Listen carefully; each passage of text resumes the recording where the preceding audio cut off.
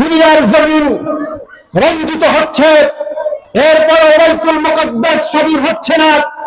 তার কারণ হলো মুসলিম জাতি তার যে আদর্শ, সেই আদর্শ বিচ্যুত হয়েছে, সেই আদর্শ ভুলে গিয়েছে। আসসালামু আলাইকুম ওয়া রাহমাতুল্লাহি ওয়া বারাকাতুহু।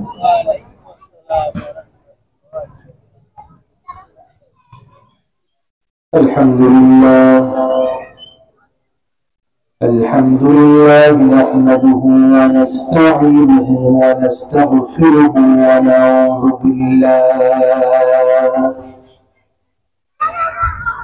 ونعوذ بالله من شرور أنفسنا ومن سيئات أعمالنا.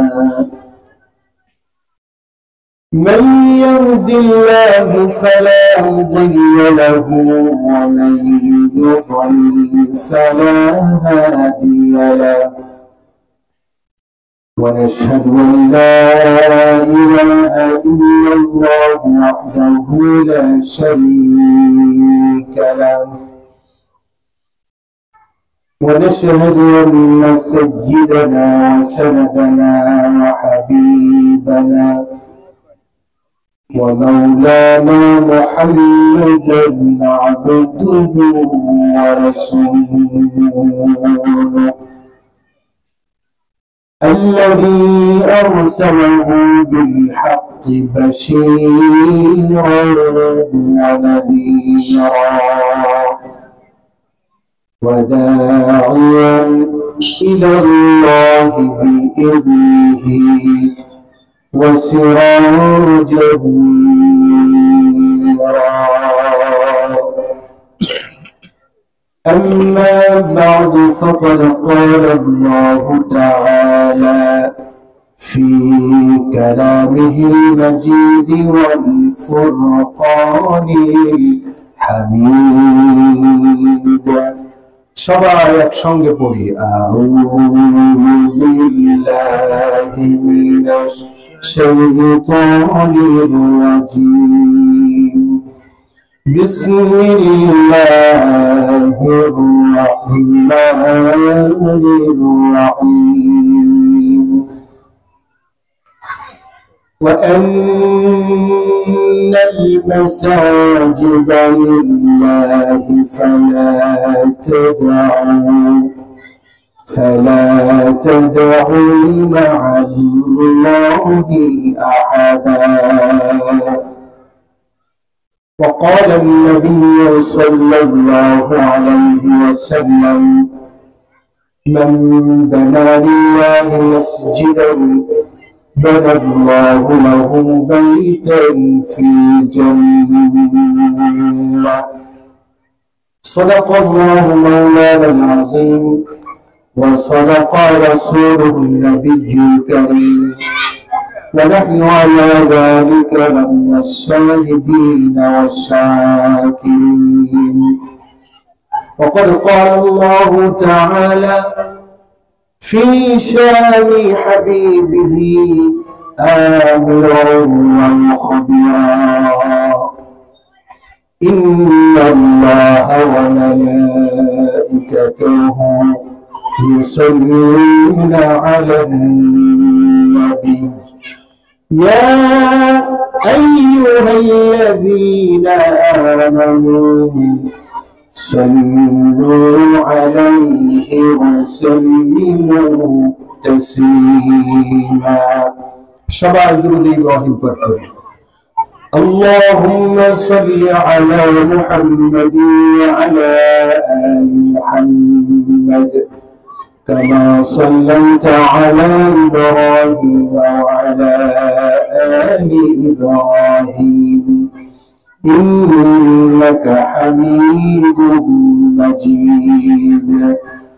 اللهم بارك على محمد وعلى آل محمد كما باركت على إبراهيم وعلى آل إبراهيم إنك حميد مجيد. একটু জিকির করি লা ইলাহা জোরে লা ইলাহা ইল্লাল্লাহ লা ইলাহা ইল্লাল্লাহ লা ইলাহা ইল্লাল্লাহ জোরে করে লা ইলাহা ইল্লাল্লাহ লা ইলাহা ইল্লাল্লাহ মুহাম্মাদুর রাসূলুল্লাহ।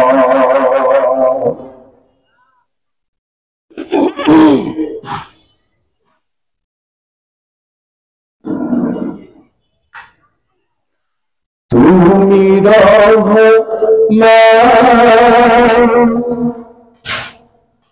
তুমি মেহেরবান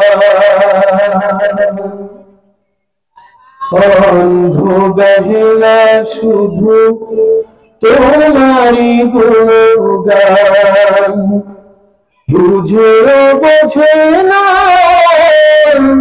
তবু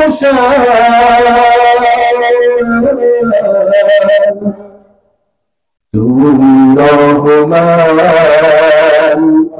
তুমি মেহেরবান লা ইলাহা সবাই লা ইলাহা ইল্লাল্লাহ লা ইলাহা ইল্লাল্লাহ লা ইলাহা ইল্লাল্লাহ মুহাম্মাদুর রাসূলুল্লাহ। তোমার নামে গাছের ডালে পাখির কলরব তোমার হাতে জীবন মরণ আনন্দ উৎসব সবার মনে প্রশান্তি দাও সবার মনে প্রশান্তি দাও দুঃখ করে দূর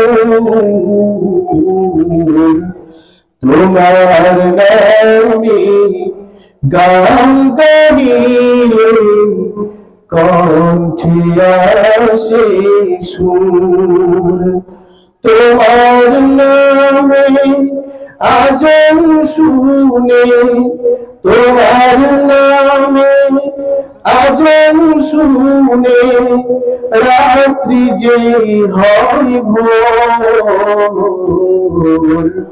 তোমার নামে গান গাইলে কণ্ঠে আসে সুর জিকির লা ইলাহা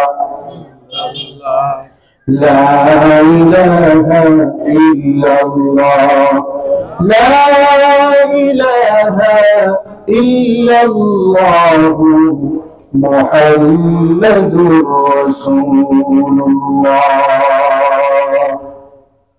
সাল্লাল্লাহু আলাইহি ওয়াসাল্লাম।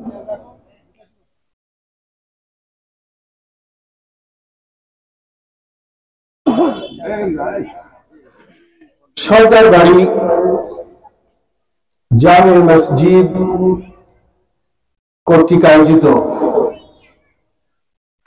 আজকের এই পবিত্র তাফসীরুল কোরআন মাহফিলে প্রধান অতিথি হিসাবে উপস্থিত থাকবেন অত্র পাবনা জেলার কৃতি সন্তান জনাব মোহাম্মদ হাবিবুর রহমান হাবিব সাহেব। বিশেষ অতিথি হিসাবে উপস্থিত থাকবেন জনাব মোহাম্মদ নেফাউর রহমান রাজু, আলহাজ মোহাম্মদ আনোয়ার হোসেন ফকির, আলহাজ মোহাম্মদ আব্দুল হক হরিণ, জনাব মোহাম্মদ সেলিম হুসাইন সর্দার। প্রধান বক্তা হিসাবে তথা প্রধান আকর্ষণ হিসাবে আজকে আমাদের মাঝে উপস্থিত থাকবেন কোরআন ও সুন্নাহ থেকে আলোচনা করে আমাদেরকে ধন্য করবেন আজকের এই তাফসীরুল কোরআনের মধ্যমণি হযরত মাওলানা এম আব্দুস সালাম সাহেব মাদ্দাজিল্লুহু। এশার পূর্বে আমাদেরকে কোরআন ও সুন্নাহ থেকে আলোচনা শুনিয়ে ধন্য করেছেন অত্র এলাকার কৃতি সন্তান আলেম দ্বীন হযরত মাওলানা আব্দুল মুহিত সাহেব মাদ্দাজিল্লুহু। আজকের এই তাফসীরুল কোরআন মাহফিলের সভাপতিত্ব করছেন জনাব মোহাম্মদ ইখলাসুর রহমান সাহেব সহ আজকের মাহফিলের মঞ্চে উপবিষ্ট শ্রদ্ধাভাজন ব্যক্তিবর্গ, সামনে উপবিষ্ট মুরব্বিয়ানে আযম, আমার সমবয়সী যুবক ভাইরা এবং ছোট্ট ছোট্ট সোনামণিরা, পর্দার অন্তরালে অবস্থানরতা আমার মা ও বোনেরা, সর্বপ্রথম আমরা সে মহান মনিবের দরবারে শুকরিয়া জ্ঞাপন করছি যে মহান মনিব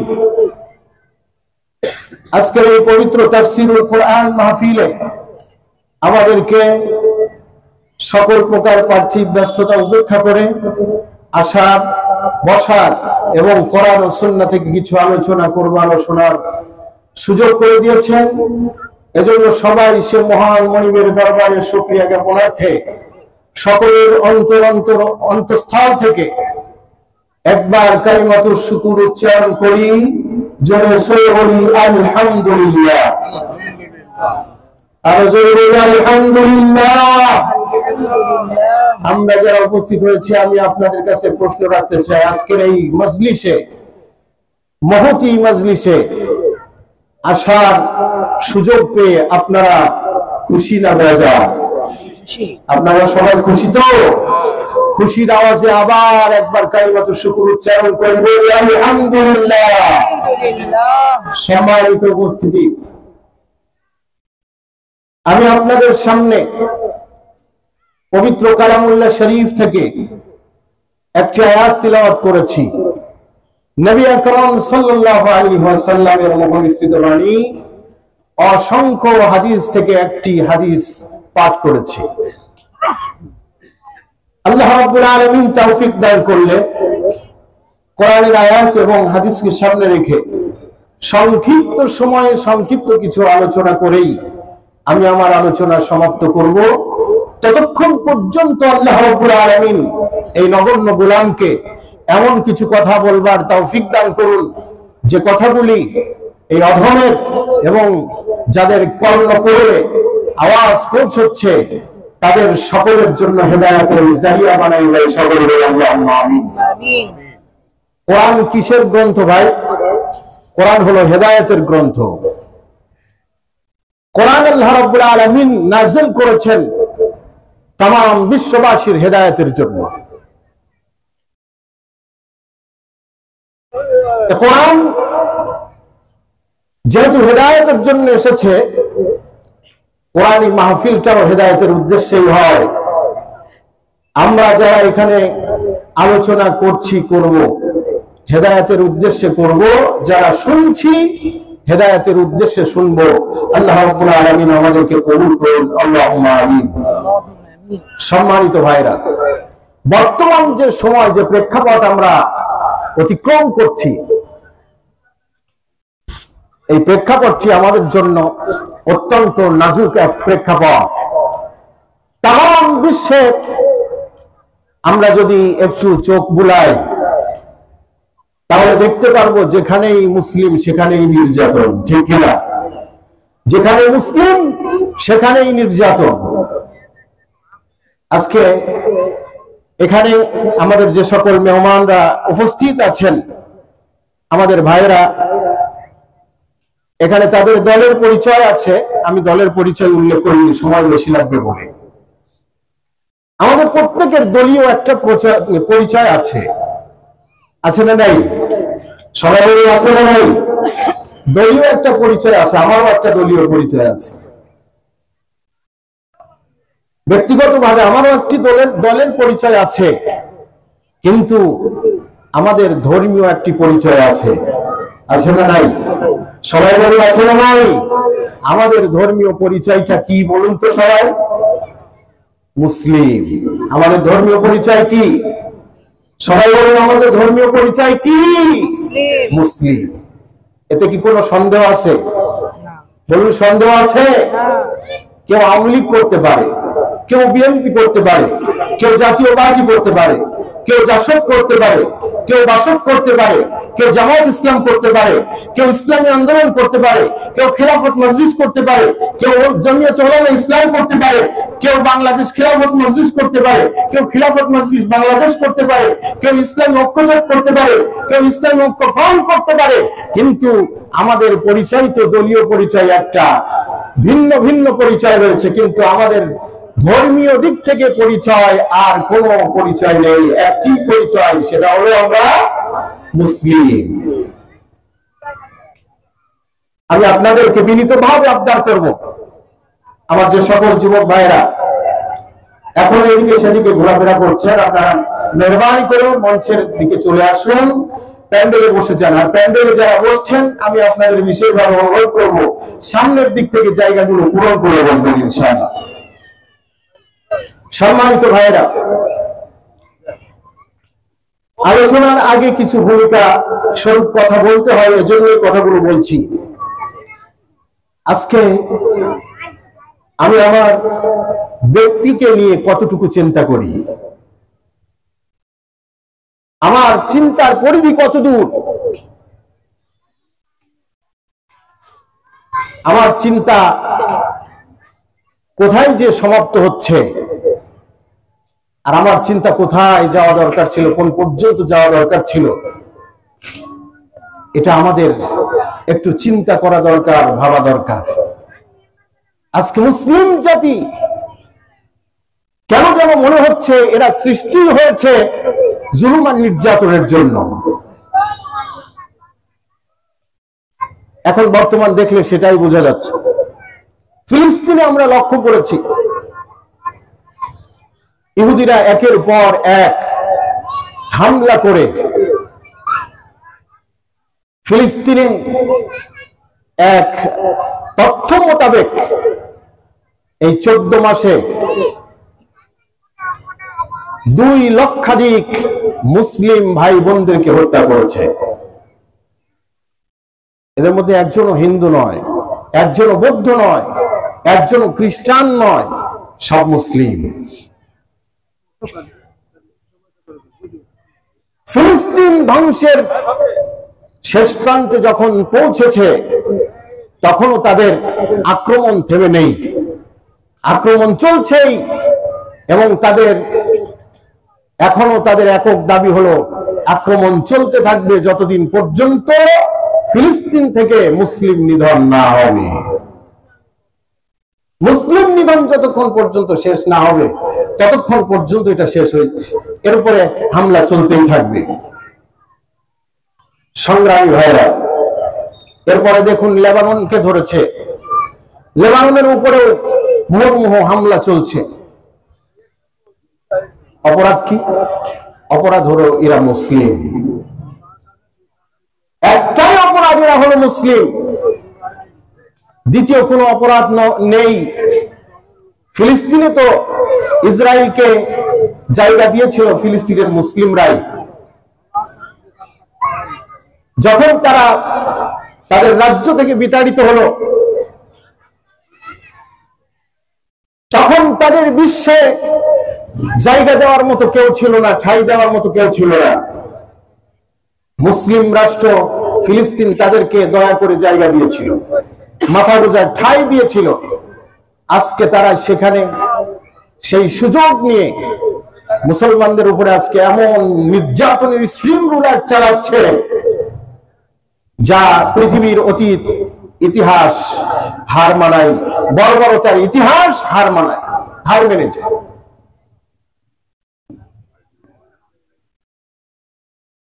কোন দিকের কথা বলবো? আজকে লেবাননে এই অবস্থা চলছে, লেবাননের অবস্থা যখন দেখবেন ফিলিস্তিনের মতো হয়েছে, ফিলিস্তিনের পর্যায়ে পৌঁছেছে, তখন দেখবেন পাশের সিরিয়ার উপরেও আবার নতুন করে হামলা শুরু হবে। একজন মুসলিমের সহযোগিতায় কোন মুসলিম এগিয়ে আসছে না। ফিলিস্তিনের পাশে মিশর রয়েছে, মুসলিম রাষ্ট্র, তাদের সহযোগিতায় মুসলিম রাষ্ট্রপ্রধান, একজন মুসলিম প্রেসিডেন্ট, তিনি এগিয়ে আসছে না। এর কারণ কি? আসলে আমাদের ভাবার বিষয় হলো এটাই, এখানেই আমাদের ভাবার বিষয়, এই বিষয়টি আমাদের একটু ভাবতে হবে। আমরা তো আমাদেরকে মুসলিম বলে দাবি করি, আমি কার নীতি আদর্শ মেনে আমি নিজেকে মুসলিম দাবি করছি? আজকে সারা বিশ্বের রাষ্ট্রগুলোর অবকাঠামোর দিকে, আইনি অবকাঠামোর দিকে যদি আমরা লক্ষ্য করি, তাহলে দেখতে পারবো প্রত্যেকটা দেশের আইন হলো গণতান্ত্রিক আইন, মানব রচিত আব্রাহাম লিঙ্কনের তৈরি করা সেই গণতন্ত্রের আইন চলছে। বর্তমান বিশ্ব মোড়লদের মন জুগিয়ে চলার জন্য সবাই চেষ্টা করছে, যার যত পাওয়ার আছে তার দিকে সবাই ঝুঁকছে। আচ্ছা বলুন তো, এই তাম পৃথিবীতে যত শক্তিশালী মানুষ আছে, এরা কি চিরদিন এই দুনিয়াতে থাকবে, নাকি এই দুনিয়া চিরদিন স্থায়ী হবে? পৃথিবী তো চিরদিন স্থায়ী হবে না, পৃথিবী তো একদিন ছিলই না। আল্লাহ রাব্বুল আলামিন এই পৃথিবী সৃষ্টি করেছেন, আবার একদিন পৃথিবী ধ্বংস করে দিবেন।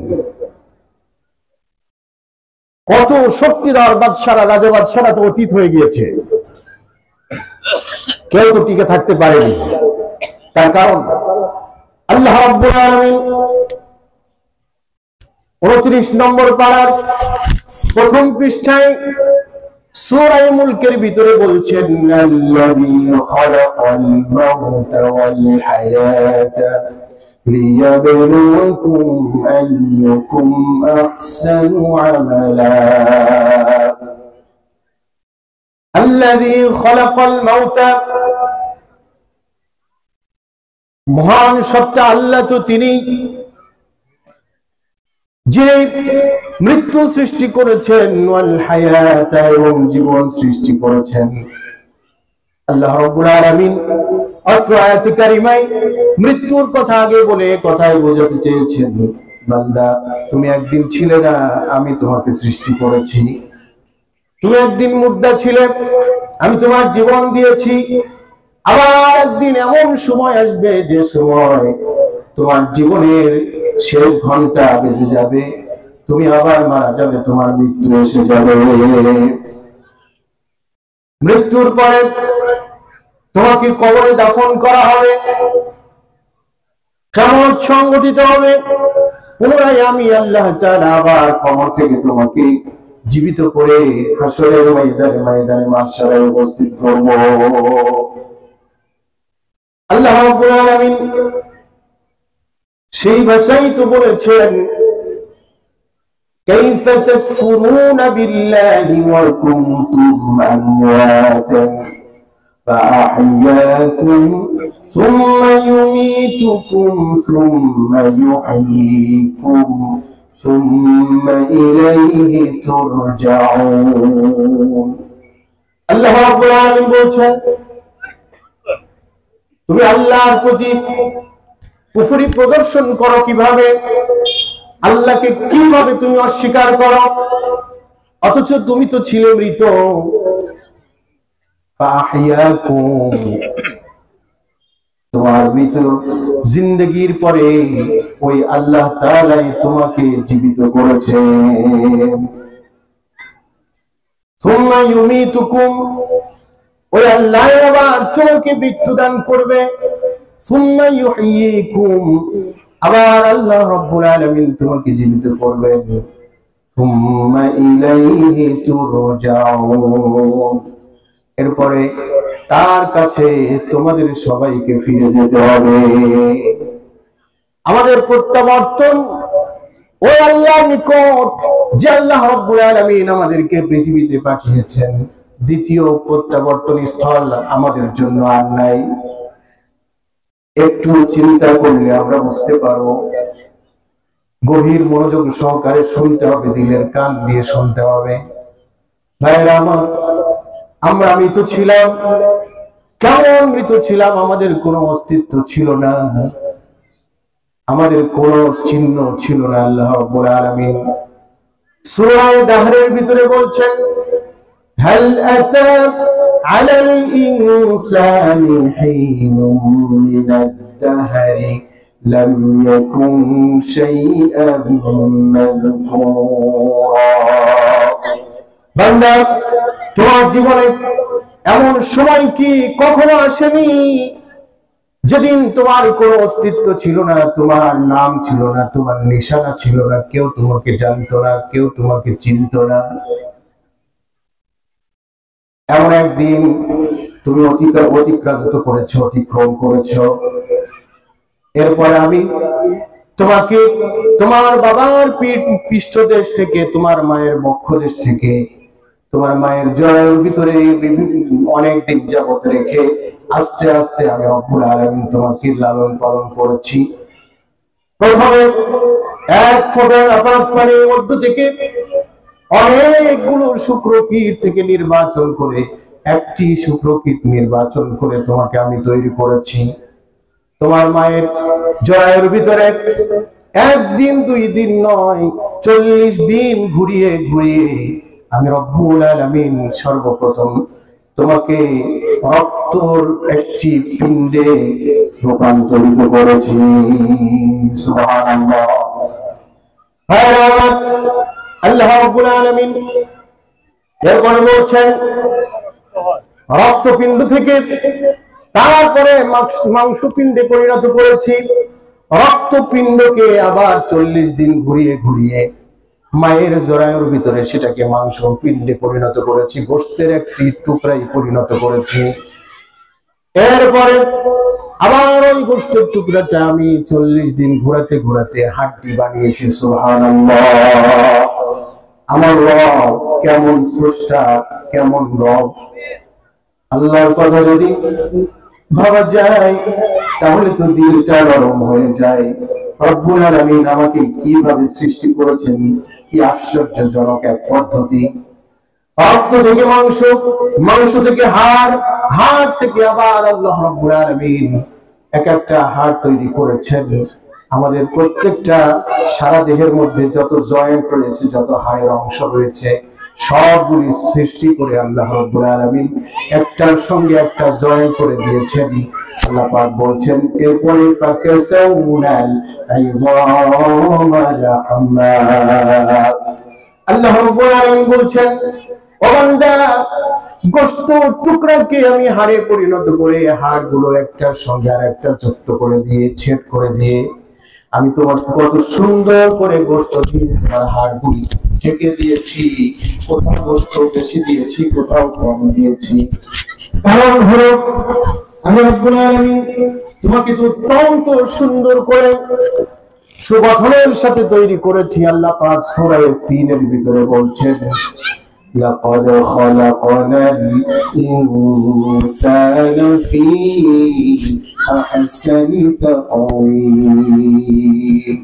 আল্লাহ রাব্বুল আলামিন 30 নম্বর পারা সূরা 3 এর ভিতরে তিনবার তিনটি বিষয়ে কসম করার পরে বলছেন, অবশ্যই আমি রব্বুল আলামিন তোমাকে মানুষকে সৃষ্টি করেছি অত্যন্ত সুন্দর মজবুত অবকাঠামো দিয়ে। সুবহানাল্লাহ। ফি আহসানি তাকওয়িম, অত্যন্ত সুন্দর করে সৃষ্টি করেছি। আল্লাহর জমিনে মানুষের যে এত সুন্দর সৃষ্টি আর কোন সৃষ্টি হতে পারে না। সুবহানাল্লাহ। আল্লাহ তাআলা আমাকে আপনাকে কত সুন্দর করে সৃষ্টি করেছেন। আমরা মনে করি জিন জাতি আমাদের চেয়ে অনেক সুন্দর। আমাদের সমাজে প্রচলিত একটি কথা আছে, সুন্দরী কোন মেয়েকে যদি আমরা দেখি তাহলে আমরা অনেকেই আমাদের মুখ দিয়ে কথা বলি প্রশংসা করতে গিয়ে যে মেয়েটি পরীর মতো সুন্দর, বলি কিনা ভাই? আল্লাহ রাব্বুল আলামিন আসলে জিন জাতিকে এত সুন্দর করে সৃষ্টি করেননি। জিন জাতির, জিন আর পরীর আসল রূপ যদি কোনো মানুষ দেখে, আসল রূপ কোনো মানুষ যদি দেখে, তার সারা জীবনে কশিন কালেও তার দিকে আর ফিরে তাকাবে না, তাকে দেখার একবার কল্পনাও করবে না। আল্লাহ রাব্বুল আলামিন জিন সৃষ্টি করেছেন, জিনের পায়ের পাতা হলো পিছনের দিকে ঘোরানো, গোড়ালি সামনের দিকে, পায়ের পাতা কোন দিকে? জোরে বলুন, কোন দিকে? পিছনের দিকে। দাঁতগুলো অনেক বড় বড়। আচ্ছা, দাঁত বড়, বেশি বড় হলে দেখতে ভালো লাগে না? ভালো লাগে না, খারাপ লাগে? খুব সুন্দর লাগে মনে হয় নাকি? না, এত খারাপ লাগে যে আমাদের সমাজে যার একটু দাঁত বড় বা দাঁত উঁচু, আমরা তার সঙ্গে মস্কারি করে বলি দাঁতলা, নামের পাশে দাঁতলা লাগিয়ে দেয়। আছে না নাই? যেটা বলি আছে না নাই? আচ্ছা, তার মানে বোঝা গেল যে দাঁত বড় হওয়া এটা মানুষের দৈহিক অবকাঠামোর একটি অসৌন্দর্যতা, এটা সৌন্দর্যতা বিনষ্ট করে। আল্লাহ রাব্বুল আলামিন আমাকে আপনাকে কত সুন্দর করে সৃষ্টি করেছেন, সুবহানাল্লাহ। সংগ্রামী ভাইরা, সেই আল্লাহ রাব্বুল আলামিন আমাকে আপনাকে যখন সৃষ্টি করলেন, তাম পৃথিবীর সব মাখলুকাতের মধ্যে শ্রেষ্ঠ করে, মায়া করে, মহব্বত করে সৃষ্টি করেছেন। জিন জাতিকে আল্লাহ রাব্বুল আলামিন সৃষ্টি করে জান্নাতে রাখেননি, কিন্তু মানুষ সৃষ্টি করে আল্লাহ রাব্বুল আলামিন জান্নাতে রেখেছেন। সুবহানাল্লাহ। আমাদের আদি পিতা আদম আলাইহিস সালামকে আল্লাহ রাব্বুল আলামিন সর্বপ্রথম মাটি দিয়ে সৃষ্টি করেছেন। আল্লাহ কেমন স্রষ্টা দেখেন। আদম আলাইহিস সালামকে আল্লাহ রাব্বুল আলামিন বাবা ছাড়া মা ছাড়া সৃষ্টি করেছেন। আদম আলাইহিস সালামের বাবা মা আছে? ভাইরা আমার, আমি আপনাদের কাছে প্রশ্ন করছি, আমাদের আদি পিতা আদম আলাইহিস সালামের মায়ের নাম কি জানেন? বাবার নাম? মা বাবা নাই তো তাদের নাম আবার কোথা থেকে আসবে? আদম আলাইহিস সালামকে আল্লাহ রাব্বুল আলামিন মা বাবা ছাড়া সৃষ্টি করেছেন। হাওয়া আলাইহিস সালামকে আল্লাহ রাব্বুল আলামিন মা ছাড়া সৃষ্টি করেছেন। হযরত ঈসা আলাইহিস সালামকে আল্লাহ রাব্বুল আলামিন বাবা ছাড়া সৃষ্টি করেছেন। আমাদের রব তো তিনি। সুবহানাল্লাহ, সুবহানাল্লাহ। ভাইরা আমার, আল্লাহ রাব্বুল আলামিন আমাকে আপনাকে সৃষ্টি করেছেন কত সুন্দর করে, সুন্দর করে সৃষ্টি করে ছেড়ে দেন নাই। আল্লাহ রাব্বুল আলামিন জমিনে বসবাস করার জন্য জমিনটাকে আমার আপনার উপযোগী করে দিয়েছেন। এই জমিনটা সাগরের উপরে ভাসমান, পানির উপরে ভাসমান। আল্লাহ রাব্বুল আলামিন এই জমিনকে এমন ভাবে সৃষ্টি করেছেন, একজন মানুষ এই জমিনে চাষ করতে গিয়ে কোন ধরনের তেমন কোন কষ্টের শিকার হয় না। কোদাল দিয়ে কুপিয়ে খোঁড়া যায় না, এমন শক্ত আল্লাহ রাব্বুল আলামিন এই জমিনকে করেন নাই। আবার আল্লাহ রাব্বুল আলামিন এই জমিনকে এমন নরম করেন নাই যে এই জমিনে বিল্ডিং করা হবে, বিল্ডিংটা অনায়াসে নিচে ধসে যাবে। আল্লাহ রাব্বুল আলামিন কত সুন্দর করে আপনার আমার জন্য জমিনকে বসবাসের উপযোগী করে সৃষ্টি করেছেন। আল্লাহ রাব্বুল আলামিন আমার আপনার মাথার উপরে সাত স্বরূপ একটি দুইটি নয় 7টি আসমান সৃষ্টি করে দিয়েছেন। আমাদের পায়ের নিচে 7 স্তরের জমিন সৃষ্টি করে দিয়েছেন, জমিনকে বসবাসের উপযোগী করে দিয়েছেন। জমিনে বসবাস করলেই শুধুমাত্র বসবাস করলে, এখানে ঘর বানালে বেঁচে থাকা যাবে না। এখানে বাঁচতে হলে খাবারের দরকার, বাসস্থানের দরকার, শিক্ষার দরকার, চিকিৎসার দরকার। এখানে যদি বাঁচতে হয় খাদ্যের দরকার, বস্ত্রের দরকার। আল্লাহ রাব্বুল আলামিন একে একে বান্দার প্রয়োজনে সব সৃষ্টি করে দিয়েছেন। আল্লাহ রাব্বুল আলামিন জমিনে বসবাস করার জন্য, মানুষের জন্য রাত আর দিন সমান করে দিতে পারতেন। দিন তো দিনই, রাত তো রাতই। শুধু রাত বানাতে পারতেন, শুধু দিন বানাতে পারতেন। আল্লাহ রাব্বুল আলামিন আমাকে আপনাকে এত ভালোবাসেন, এত মোহাব্বত করেন, আমার আপনার অসুবিধা সুবিধা বুঝেই আল্লাহ রাব্বুল আলামিন রাত দিন ভাগ করে দিয়েছেন। রাত দিন ভাগ করে দিয়েছেন এই কারণে আল্লাহ রাব্বুল আলামিন বলছেন, ওয়াজআলনাল লাইলা লিবাসা ওয়াজআলনান নাহারা মাআশা। আল্লাহ রাব্বুল আলামিন বলছেন, বান্দারে সারাটা দিন কাজ করবে, দিন এই জন্য দিয়েছি, জীবিকা নির্বাহের জন্য দিন তোমাকে দিয়েছি, চাষবাস করার জন্য দিন দিয়েছি, চাকরি বাকরি করার জন্য দিন নির্ধারণ করেছি। আর সারাটা দিন ক্লান্ত শ্রান্ত হয়ে তুমি রাতে বাড়িতে ফিরবে। রাতটি আমি রব্বুল আলামিন তোমার ক্লান্তি নিবারক হিসাবে সৃষ্টি করে দিয়েছি। সুবহানাল্লাহ। আল্লাহ রাব্বুল আলামিন এত কিছু সৃষ্টি করলেন আমার জন্য, আপনার জন্য। দৈনন্দিন যে অক্সিজেন আমরা গ্রহণ করছি, এটা কত বড় দামি নিয়ামত, এটা আমাদের বুঝে আসে না। করোনার সময় আমরা দেখেছিলাম আমেরিকার যুক্তরাষ্ট্রে একজন বিজ্ঞানী, চিকিৎসা বিজ্ঞানী, অত্যন্ত নামধারী একজন বিজ্ঞানী করোনা আক্রান্ত হয়েছিলেন। করোনা আক্রান্ত হয়ে আইসিইউতে 20 দিন অবস্থান করেছিলেন, মাত্র 20 দিন। এই 20 দিনে তার অক্সিজেন কি পরিমাণ লেগেছে, তার বিল কত, সব অ্যামাউন্ট যোগ করা হয়েছিল। ঔষধের বিল কত, ডাক্তার বিল কত, সেখানে তার অক্সিজেন বিল কত, অন্যান্য সুযোগ সুবিধার বিল কত, সব হিসাব নিকাশ করে যখন সুস্থ হয়ে মেডিকেল থেকে বের হয়ে বাড়ির দিকে রওনা দিচ্ছেন, রিসিপশন থেকে হাতে এমন একটি লিস্ট ধরিয়ে দিয়েছে, বিল পে করতে হবে। বিল পে করার জন্য এমন একটি লিস্ট হাতে ধরিয়ে দিয়েছে, লিস্টটি দেখে তিনি কেঁদে ফেলেছেন। 2 চোখ দিয়ে পানি অঝরে ঝরছে আর বলছে, হায় আফসোস, আজকে মাত্র 20 দিন আমি দেখছি যে অক্সিজেন আমাকে দেওয়া হয়েছে।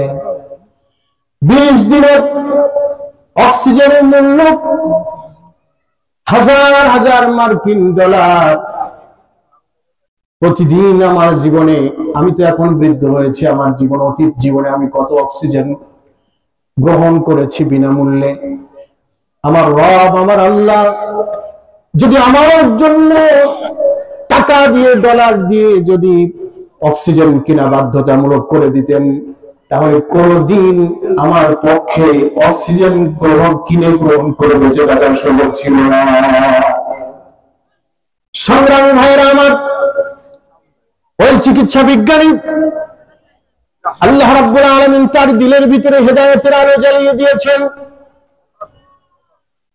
তার ভিতরে এতটুকু বুঝ এসেছে, আজকে হসপিটালে, মেডিকেলে এসেছি, আমাকে অক্সিজেন নিতে হয়েছে টাকার বিনিময়ে, ডলারের বিনিময়ে। আর আমার রব আমার জীবনে শুরু থেকে নিয়ে মায়ের পেটের ভিতরে অক্সিজেন যিনি দিয়েছেন তার নাম কি? চিৎকার করুন, তার নাম কি? মায়ের পেটের ভিতরে যিনি অক্সিজেন দিয়েছেন তিনি আর কেউ নন, আল্লাহ। মায়ের পেট থেকে বের হয়ে আসার পরেই সারাটা জীবন যিনি অক্সিজেন দিচ্ছেন তিনি আল্লাহ। এই আল্লাহর কথা কি একবার মনে পড়ে না? আমার ভাইরা, আল্লাহ তাআলা আমাকে আপনাকে কতটা ভালোবাসেন। দৈনন্দিন হাজারো নাফরমানি করছি, দৈনন্দিন হাজারো নাফরমানি করছি, এরপরেও তো আল্লাহ রাব্বুল আলামিন আমাকে এক বেলা না খাইয়ে রাখেন নাই, এক বেলা পানি না দিয়ে আমাকে রাখেন নাই। ইচ্ছে করলে এক বেলা আমার জন্য অক্সিজেন বন্ধ করে দিতে পারতেন, সেটাও আল্লাহ রাব্বুল আলামিন করেন নাই। বরং আমরা দেখি এই বিশ্বের এই ধরাধামে আল্লাহর এই জমিনে যারা আল্লাহ গোলামি করে, আল্লাহ তাদেরকেও যেমন খাওয়ায়, আবার আল্লাহর অবাধ্য যারা যারা আল্লাহর সঙ্গে কুফর করে, যারা শিরকে লিপ্ত হয়, আল্লাহ রাব্বুল আলামিন তাদেরকেও সেইভাবে খাওয়ায়। ঠিক কিনা ভাইরা আমার? গভীর দিল থেকে একটু ভাবুন, আল্লাহ রাব্বুল আলামিন দৈনন্দিন বিনামূল্যে আমাকে আপনাকে কত অক্সিজেন দিচ্ছেন। আপনি একটু ভাবুন তো ওই ভাইয়ের কথা, যে ভাইয়ের চোখে সমস্যা হয়েছে, চোখে দেখতে পারে না, এখন চোখে কম দেখে, আগে চোখে ভালো দেখতো, চোখের পাওয়ার কমে গিয়েছে। আপনি তার কথা একটু ভাবুন, ওই চোখে যদি ভালো করে দেখতে হয় তাহলে ওই চোখে আবার দুনিয়ার নিয়ম অনুযায়ী, চিকিৎসা বিজ্ঞানীদের নিয়ম অনুসারে চোখে লেন্স বসাতে হয়। ঠিক কিনা? যেরকম ঠিক কিনা? ভালো লেন্স যদি আপনি বসাতে চান তাহলে তার মূল্য ভালো বেশি, কুমা লেন্স যদি আপনি বসান তাহলে তার জন্য মূল্য কম। কিন্তু বিনামূল্যে আপনি কোনদিন কোন লেন্স পাবেন না। অথচ আল্লাহ রাব্বুল আলামিন আপনার আমার চোখে জন্মগতভাবে কি সুন্দর লেন্স দিয়ে দিয়েছেন। আমি আপনি আমার এই চোখ দিয়ে, আপনার চোখ দিয়ে কত সুন্দর কত কিছু দেখছি। ও আমার প্রাণ প্রিয় ভাইরা, আল্লাহ রাব্বুল আলামিন আমাকে আপনাকে তো চোখ দিয়েছিলেন আল্লাহর কোরআনটা প্রতিদিন দেখে দেখে পড়ার জন্য। আল্লাহর এই কোরআন প্রতিদিন দেখে দেখে পড়ার জন্য চোখ দিয়েছিলেন। আল্লাহ তো চোখ দিয়েছিলেন পথ দেখে দেখে আল্লাহর ঘর মসজিদে যে 5 ওয়াক্ত নামাজ পড়ার জন্য। আল্লাহ তো চোখ দিয়েছিলেন মাহফিলের দিকে হেঁটে হেঁটে যাওয়ার জন্য, চোখ দিয়ে দেখে দেখে যাওয়ার জন্য। আল্লাহ তো চোখ দিয়েছিলেন জানাজায় যাওয়ার জন্য। আল্লাহ তো চোখ দিয়েছিলেন মাদ্রাসায় যাওয়ার জন্য। আল্লাহ তো চোখ দিয়েছিলেন জিকিরের মজলিসে যাওয়ার জন্য। আল্লাহ তো চোখ দিয়েছিলেন আল্লাহর নাজ নিয়ামত দেখার জন্য। ও আমার ভাইরা, আপনাদেরকে যদি আমি প্রশ্ন করি, আল্লাহ রাব্বুল আলামিন আমাকে আপনাদেরকে, আমাদের সবাইকে চোখ যে উদ্দেশ্যে দিয়েছিলেন, এই চোখ দিয়ে আমি কোরআন পড়ছি কিনা, এই চোখ দিয়ে পথ দেখে দেখে আমি মসজিদে যাই কিনা, এই চোখ দিয়ে পথ দেখে দেখে মাদ্রাসায় যাই কিনা, এই চোখ দিয়ে পথ দেখে দেখে আমি আমার মাহফিল এলাকার কোরআন মাহফিলে যাই কিনা, এই চোখ দিয়ে পথ দেখে দেখে ভালো কোনো কাজের দিকে অগ্রসর হই কিনা, এই চোখ দিয়ে আমি ভালো কোনো জিনিস দেখি কিনা, নাকি চোখ দিয়ে আমি ভিন্ন কিছু দেখছি, আল্লাহর নাফরমানি করছি।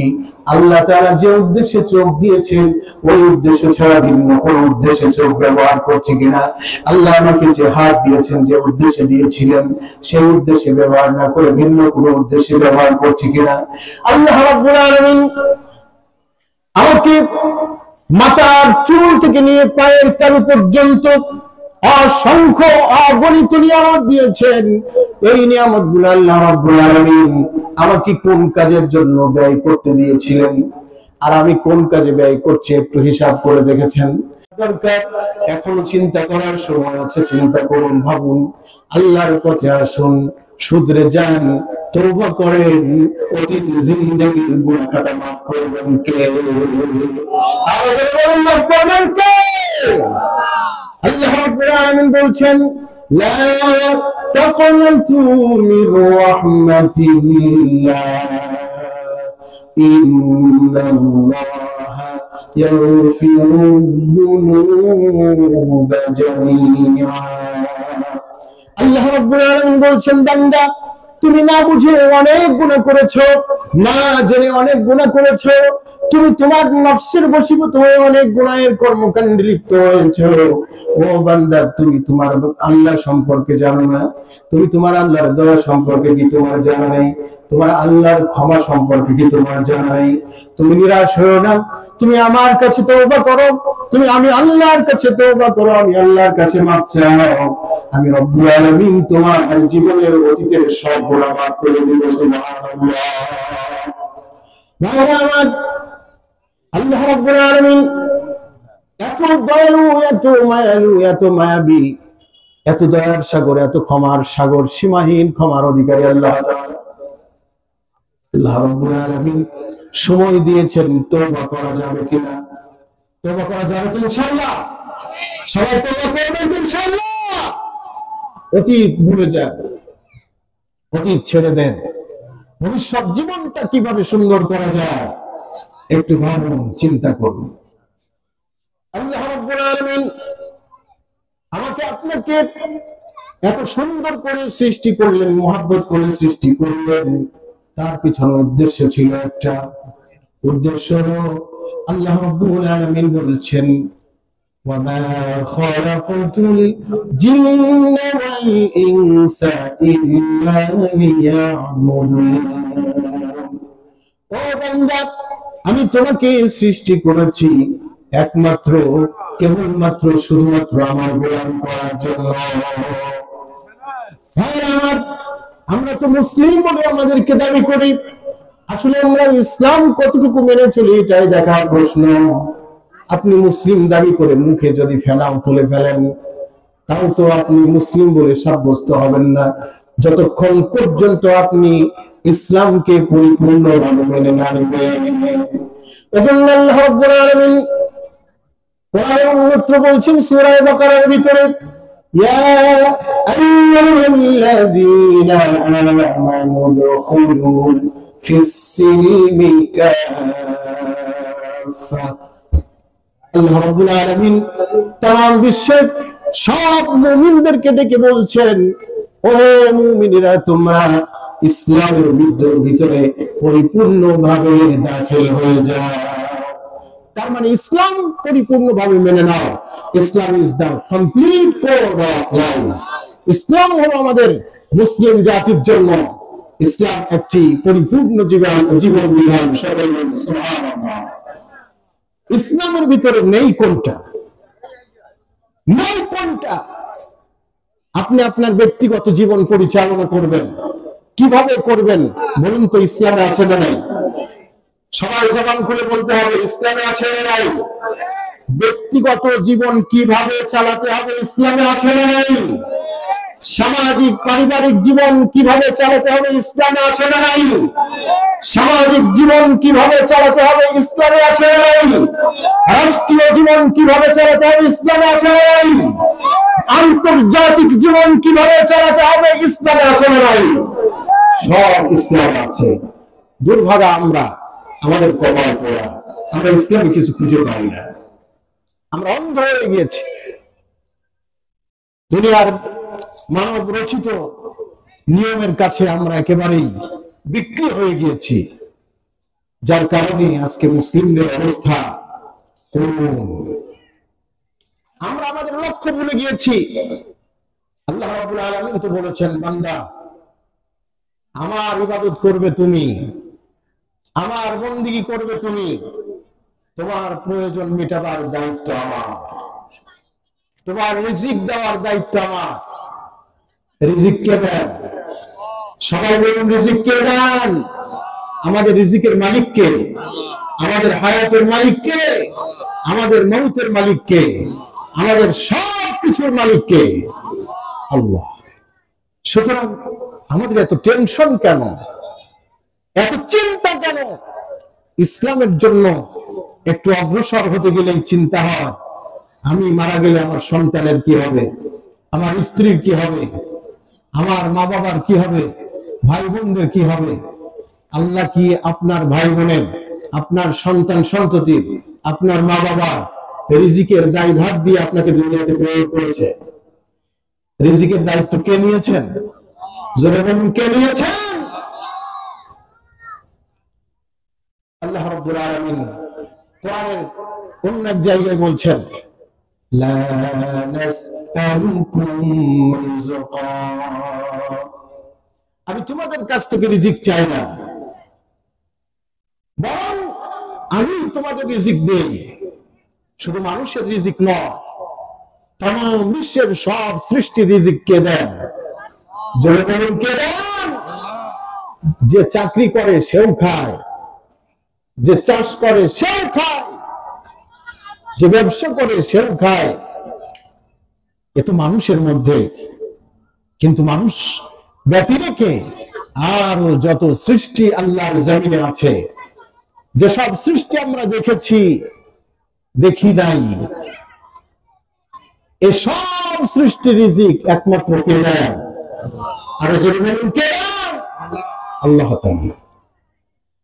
যে আল্লাহ তাআলা বিনা পরিশ্রমে হাতির রিজিক দিতে পারে, যে আল্লাহ তাআলা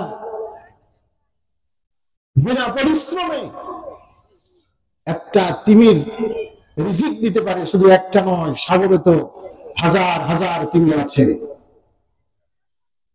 একটা তিমির বাচ্চা সে প্রতিদিন যে দুধ ছেড়েছে, তিমির আবার দুধ হয়, তিনি ছোট্টবেলায় দুধ খায়, যখন সে দুধ ছাড়ে, বাড়তি খাবার খাওয়া শেখে, তখন তাদের রিজিক হলো চিংড়া মাছের মতো এক জাতীয়, ওই আকৃতির এক জাতীয় প্রাণী আল্লাহ রাব্বুল আলামিন সাগরের ব্যবস্থা করেছেন, যেগুলো তিমি খায়, চিংড়িও খায়। এই তিমিকে দৈনন্দিন, ছোট্ট একটা তিমি প্রতিদিন 2 থেকে 2.5 টন, কত সবাই বলুন, 2 থেকে 2.5 টন ওই চিংড়ি মাছ জাতীয় খাবার সে খায়। তাহলে একটা তিমির বাচ্চাকে যদি এত খোরাক আল্লাহ দিতে পারে, আচ্ছা তিমির বাচ্চা যদি এত খায়, তাহলে তিমির মা কত খায়? সুবহানাল্লাহ, সুবহানাল্লাহ। আল্লাহ রাব্বুল আলামিন এমন রিজিক দাতা, যে আল্লাহ এই তিমির রিজিক দিতে পারে, সেই আল্লাহ আমার মতো আপনার মতো ছোট্ট একটা মানুষের, ছোট্ট একটা সৃষ্টির রিজিক দিতে পারেন না? যারা বলুন পারেন না, অবশ্যই পারেন। কিন্তু আল্লাহ পাকের উপরে সেই তাওয়াক্কুল, সেই ভরসা আমাদের নাই। হযরত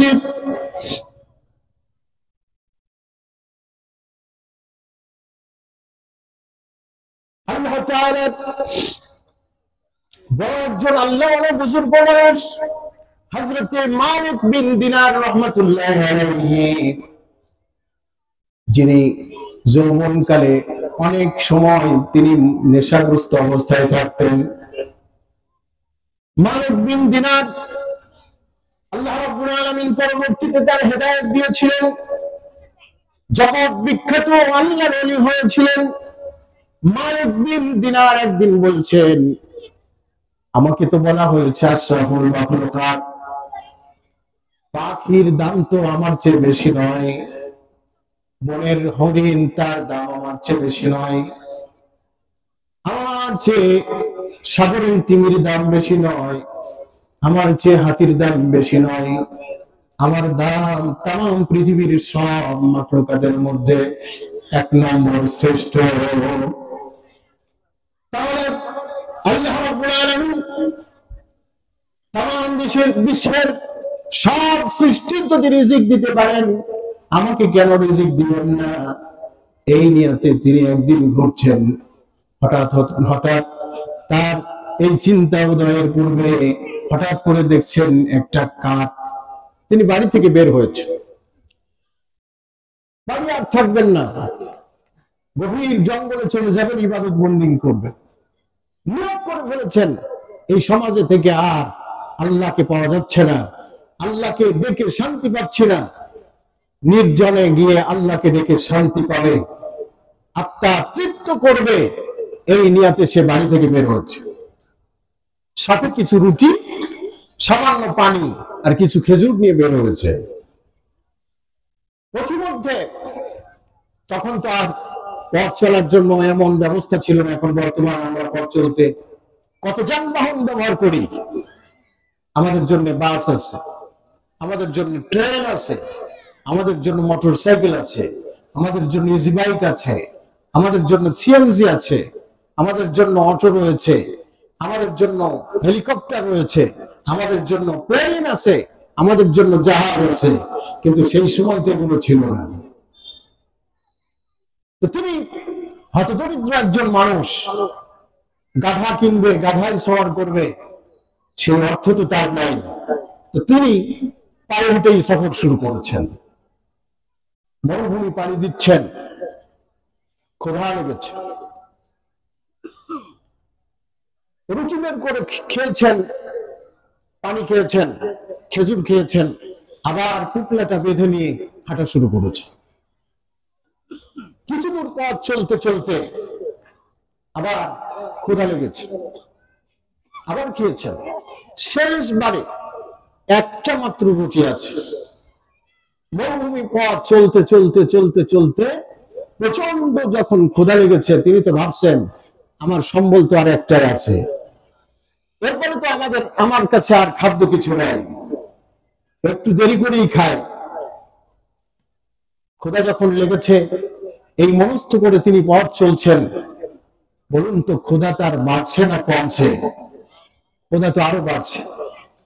কিছু দূর যাওয়ার পরে যখন ক্ষুধার যন্ত্রণা আর সহ্য করতে পারেননি, তখন তিনি এক জায়গায় বসে পুটলাটা খুলেছেন। খুলে রুটি বের করবেন, হঠাৎ করে কোথার থেকে একটি কাক এসে রুটিটা নিয়ে ওড়াল দিয়েছে। আব্দুল মালিক বিন দিনার রাহমাতুল্লাহি আলাইহি বলেন, কাক যখন রুটি নিয়ে ওড়াল দিল, আমার তখন ক্ষুধার কথা আর মনে নাই। তবে আমি এই কাক কোথায় যায় রুটি নিয়ে, এইটা দেখার জন্য আমি তার পিছু নিলাম, দৌড়াতে লাগলাম। আমি আমার ক্ষুধার যন্ত্রণা ভুলে গিয়েছি। দৌড়াচ্ছি দৌড়াচ্ছি, দৌড়াতে দৌড়াতে দৌড়াতে দৌড়াতে কাকের সাথে আর কত দৌড়ে পারা যায়। বলছে আমি দূর থেকে তাকাচ্ছি আর দৌড়াচ্ছি, দেখি কাকটা কোন দিকে যায়। উনি বলছেন আমি দেখলাম কাকটা জঙ্গলের দিকে গেল। আমি ওই সোজা যে খুঁজতে লাগলাম, খুঁজতে খুঁজতে দেখি একটা মরা খেজুর গাছ। খেজুর গাছের মাথাটা নষ্ট হয়ে গিয়েছে, মাথা যেহেতু নাই ওখানে গর্ত। তো দেখছি কাকটা উপর থেকে রুটিটা এক পা দিয়ে ধরে ঠোঁট দিয়ে ছিঁড়ছে আর কাকে যেন খাওয়াচ্ছে। আব্দুল মালিক বিন দিনার রহমতুল্লাহ আলাইহি বলেন, এটা দেখে আমার কৌতূহল জাগলো, কাকটা কাকে খাওয়াচ্ছে এটা আমাকে দেখতে হবে। তিনি বলছেন আমি দেরি না করে তড়িৎ গতিতে খেজুর গাছে উঠলাম। ওঠার পরে আমি দেখলাম ওই গর্তের ভিতরে একটা অন্ধ অজগরের বাচ্চা, একটা অন্ধ অজগরের বাচ্চা, সে হাঁ করে আছে আর কাক রুটি ছিঁড়ে ছিঁড়ে তার গায়ের ভিতরে দিচ্ছে। সুবহানাল্লাহ। আব্দুল মালিক বিন দিনার রহমতুল্লাহ আলাইহি বলেন, আমি যখন সচক্ষে এই দৃশ্য দেখলাম, আমার আর ক্ষুধা নাই, ক্ষুধার যন্ত্রণা আমি ভুলে গিয়েছি। খেজুর গাছ থেকে নেমে পড়লাম। নামার পরে জঙ্গলের গহীন জঙ্গলে ঢুকে পড়লাম। গহীন জঙ্গলে ঢোকার পরে আমার পানি পিপাসা লেগেছে, কিন্তু পানি তো সেখানে নাই। হঠাৎ করে ঘুরতে ঘুরতে হাঁটতে হাঁটতে চোখে একটা কূপ পড়লো। আমার মনে হলো যেন এই কূপের কাছে গেলে আমি পানি পাবো। ছুটে গেলাম কূপের কাছে। কূপের কাছে ছুটে গিয়ে দেখলাম পানি আছে বটে, কিন্তু পানিটা অনেক নিচে। পানি তোলার কোনো ব্যবস্থা নাই, পানি ওঠার কোনো ব্যবস্থা নাই, আবার নেমেও যে পানি খাবো সেই ব্যবস্থাও নাই। তিনি বললেন, আমার অনেক পিপাসা বেড়ে গেল। আমি দূরে সরে বসে থাকলাম, একটু ক্লান্ত হয়ে গিয়েছি, আমি আর হাঁটতে পারছি না, চলতে পারছি না। তিনি বসলেন। তিনি বলছেন, কিছুক্ষণ পরে দেখলাম এক পাল হরিণ আসলো, একটা দল হরিণ আসলো। হরিণগুলো কূপের চতুর্দিকে গোল করে দাঁড়িয়ে গেল। গোল করে দাঁড়িয়ে তার চোখ মুখটি ডুবিয়ে পানির ভিতরে তৃপ্তি সহকারে পানি পান করে যখন ফিরছে, আমি তখন দেখছি তার মুখ বেয়ে বেয়ে পানি পড়ছে। গরু ছাগলে পানি খেলে মুখ বেয়ে ফোটায় ফোটায় পানি পড়ে না? আব্দুল মালিক বিন দিনার রাহমাতুল্লাহি আলাইহি বলছেন, আমি দেখছি হরিণের মুখ বেয়ে বেয়ে ফোটায় ফোটায় পানি পড়ছে। তারা যখন পানি পান করে চলে গেল, আমি বুঝলাম, আশ্চর্য হয়ে গেলাম, কি ব্যাপার, হরিণ আসলো আর পানি উপরে কিভাবে আসলো? হরিণ তো পানির ভিতরে নামেও নাই। তিনি আবার আসলেন, মনে করছেন যে, বলছেন, আমি মনে করলাম তাহলে পানি মনে হয় উপরে উঠে এসেছে। আমার সুযোগ হলো, এবার হয়তো বা আমি পান করে আমি আমার পিপাসা নিবারণ করতে পারবো। হযরতে আব্দুল মালিক বিন দিনার রাহমাতুল্লাহি আলাইহি বলেন, যখনই আমি কূপের কাছে গেলাম, পূর্বে যেখানে পানি দেখেছিলাম এবারও সেখানে পানি দেখতে পেলাম। আব্দুল মালিক বিন দিনার রাহমাতুল্লাহি আলাইহি বলেন, আমি আবার ঘুরে অপেক্ষা করলাম, দেখলাম কিছুক্ষণ পরে আবার আর এক দল হরিণ আসলো। তারা পূর্বের ন্যায় চতুর্দিকে কূপের চতুর্দিকে দাঁড়িয়ে পানি পান করলো। বলছে, আমি তখন একটু উঠে দেখলাম, মনে হলো যেন পানিটা নিচের থেকে কে উঁচু করে দিয়েছে। সুবহানাল্লাহ। আব্দুল মালিক বিন দিনার রাহমাতুল্লাহি আলাইহি বলছেন, আমি এই দৃশ্য দেখে সিজদায় পড়ে গেলাম এবং আল্লাহর কাছে মাসুম সন্তানের মতো করে দাবি করলাম, ইয়া রাব্বাল আলামিন, তুমি তো আমাকে আশরাফুল মাখলুকাত করে সৃষ্টি করেছো। তোমার এই সামান্য একটা সৃষ্টি, একে যদি তুমি এত সুন্দর ব্যবস্থা করতে পারো, বন্দোবস্ত করতে পারো, একে যদি তুমি এইভাবে রিজিক দাও, তাহলে আমি তো আশরাফুল মাখলুকাত, আমি তো তোমার নাফরমান বান্দা নই, তাহলে আমাকে কেন রিজিক দেবে না? আব্দুল মালিক দিনার রাহমাতুল্লাহি আলাইহির ঘটনার ভিতরে এসেছে, জীবনের ভিতরে এসেছে। তিনি বলছেন, আমি আল্লাহর সঙ্গে এই জেদ ধরলাম, ইয়া রাব্বাল আলামিন, তুমি যতদিন আমাকে সরাসরি খাবারের ব্যবস্থা না করে দিবে, ততদিন পর্যন্ত আমি কোনো খাবার খাবো না। হযরত আব্দুল মালিক দিনার রাহমাতুল্লাহি আলাইহি বলছেন, আমি এই জেদ ধরে খাবার দাবারের প্রতি অনীহা প্রকাশ করে জেদ ধরে বসে আছি। আমি বললাম, আমি খাবো না, আমি কিচ্ছু খাবো না, আল্লাহ যতদিন পর্যন্ত আমার খাবারের বন্দোবস্ত না করবে।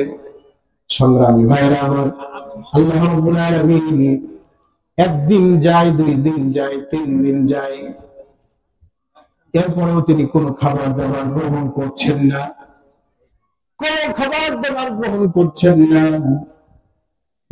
অপেক্ষায় আছেন আল্লাহ পাক কখন তাকে খাবার প্রদান করবে।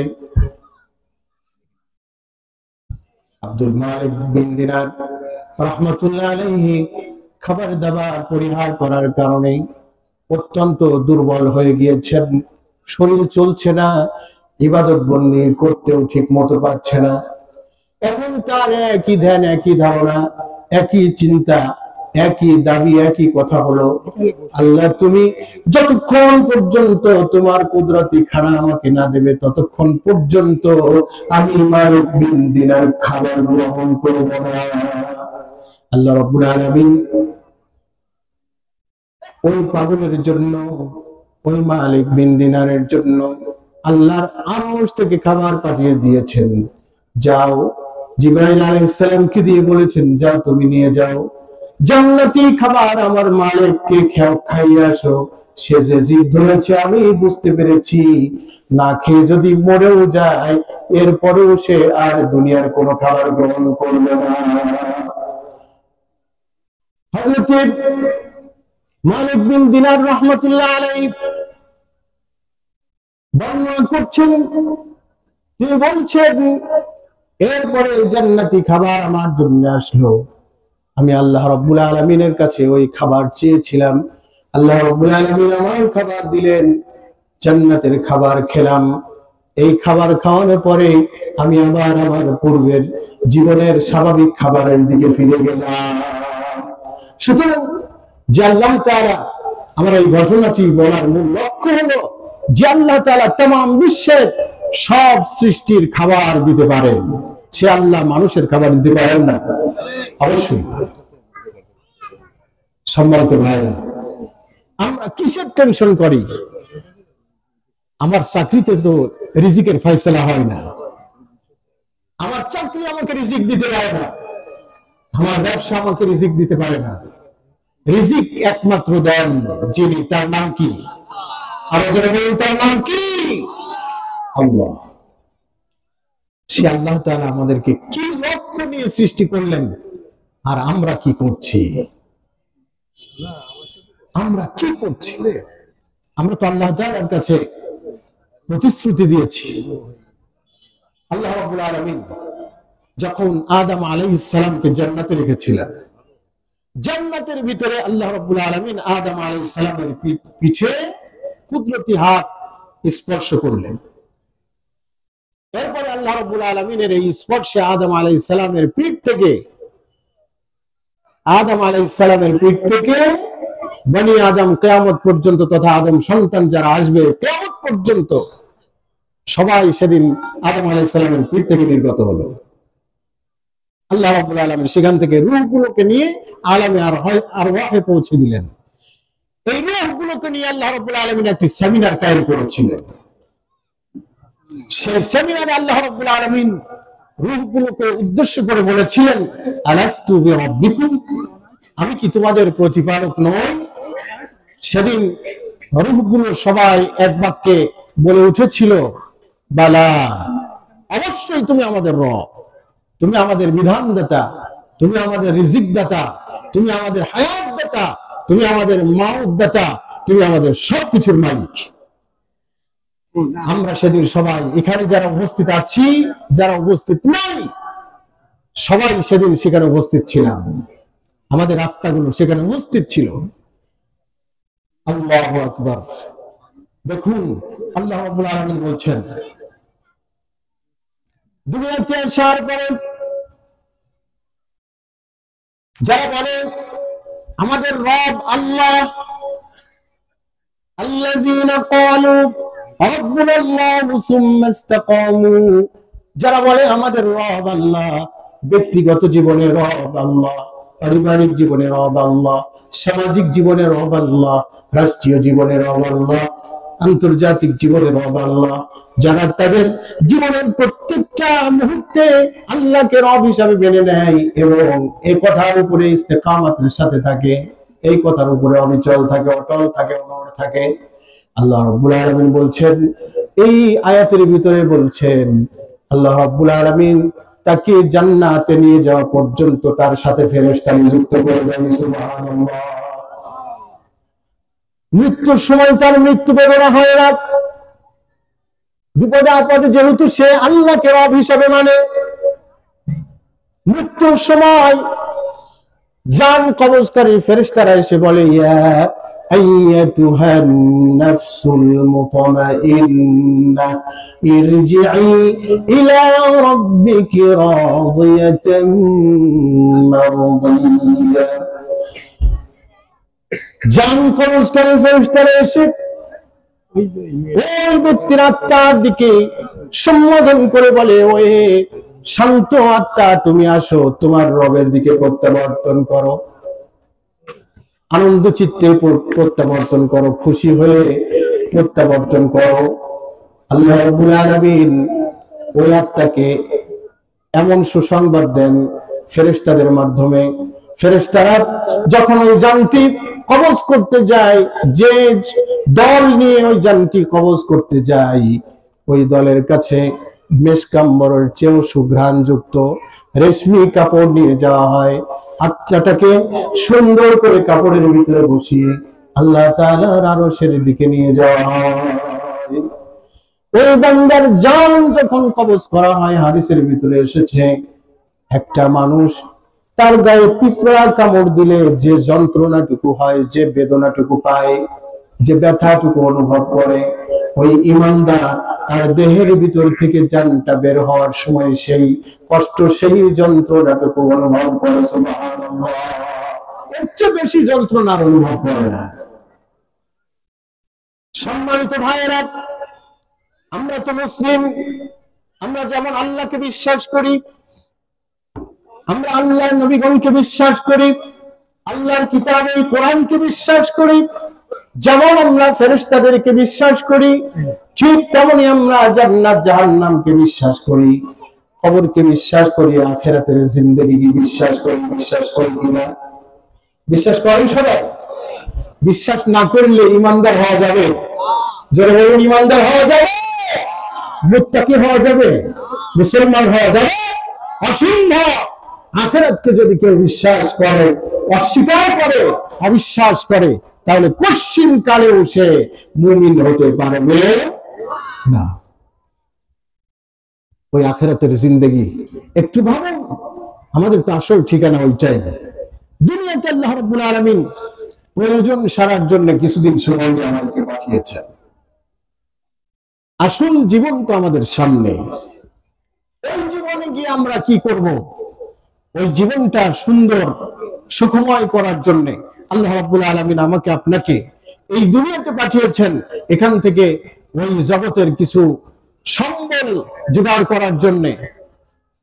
অথচ দেখুন, আমরা আল্লাহ তাআলাকে ভুলে গিয়েছি, সেই সম্বল সংগ্রহ করার কথা ভুলে গিয়েছি। দুনিয়ার মোহে পড়ে, নফসের ধোঁকায় পড়ে, শয়তানের ধোঁকায় পড়ে আমরা এমন এক অবস্থায় পৌঁছে গিয়েছি যেখান থেকে আমাদের বেরিয়ে আসাটাও অনেকটা দুরূহ ব্যাপার। আর মুসলিম জাতি আজকে মার খাওয়ার পিছনে সবচেয়ে বড় কারণ এটাই। মুসলিম ইসলাম থেকে দূরে সরে গিয়েছে, মুসলিম কোরআন থেকে দূরে সরে গিয়েছে, মুসলিম নবীর সুন্নাহ থেকে দূরে সরে গিয়েছে। দেখুন তো আপনি আপনার জীবনে ইসলামের যে 5টি রুকন, যে 5টি স্তম্ভের উপরে ইসলাম প্রতিষ্ঠিত, এই 5টি স্তম্ভ আপনার ভিতরে আছে কিনা? আপনি আপনার ব্যক্তিগত জীবনে এই 5টি স্তম্ভ সেট করেছেন কিনা? আপনি একটু ভাবুন তো, হিসাব নিলেন তো। আল্লাহ নবী বলছেন, বুনিয়াল ইসলাম আলা খামসিন শাহাদাতি আল্লা ইলাহা ইল্লাল্লাহ ওয়া ইকামিস সালাতি ওয়া ইতাইজ যাকাত ওয়াল হজ্জি ওয়া সাওমি রমাদান। ইসলাম 5টি স্তম্ভের উপরে প্রতিষ্ঠিত। 1 নম্বর স্তম্ভের নাম, 1 নম্বর খুঁটির নাম, 1 নম্বর পিলারের নাম হলো লা ইলাহা ইল্লাল্লাহ। কান্না লা ইলাহা ইল্লাল্লাহ, আল্লাহ ছাড়া কোনো উপাস্য নাই, আল্লাহ ছাড়া কোনো মাবুদ নাই, আল্লাহ ছাড়া কোনো রিজিক দাতা নাই, আল্লাহ ছাড়া কোনো হায়াত দাতা নাই, আল্লাহ ছাড়া কোনো মাউত দাতা নাই, আল্লাহ ছাড়া কোনো বিধান দাতা নাই। সব কিছুর মালিক কে? যারা বলেন সব কিছুর মালিক কে? আল্লাহ তাআলা। সংগ্রামী ভাইরা, আল্লাহ, এবার আপনি আপনার ব্যক্তিগত জীবনে দেখেন তো, আপনি যে বললেন লা ইলাহা ইল্লাল্লাহ, একজন মানুষ ঈমানদার হতে গেলে, মুমিন হতে গেলে সর্বপ্রথম তার জবান থেকে এই কালিমাটি ইখলাসের সাথে উচ্চারণ করতে হয়। অন্যথায় কোন মানুষ মুমিন হতে পারে না। সর্বপ্রথম মৌখিক ভাবে এ কথার স্বীকৃতি দিতে হয়, আল্লাহ ব্যতীত আর কোন উপাস্য নাই। এটা এখানেই শেষ নয়, এই কথার ভিতরেই সীমাবদ্ধ নয়। এ কালিমার দাবি হলো আপনি যেটা মুখে বললেন এটা অন্তরে বিশ্বাস করবেন, অন্তর থেকে বলবেন। মুখে যেমন বলেছেন অন্তর থেকেও সেটাই বলতে হবে। আপনি মুখে বললেন লা ইলাহা ইল্লাল্লাহ, আর অন্তরে গায়রুল্লাহর প্রতি আপনি পূর্ণ আস্থা স্থাপন করলেন, তাহলে আপনি ঈমানদার হতে পারবেন? কেউ কি পারবে?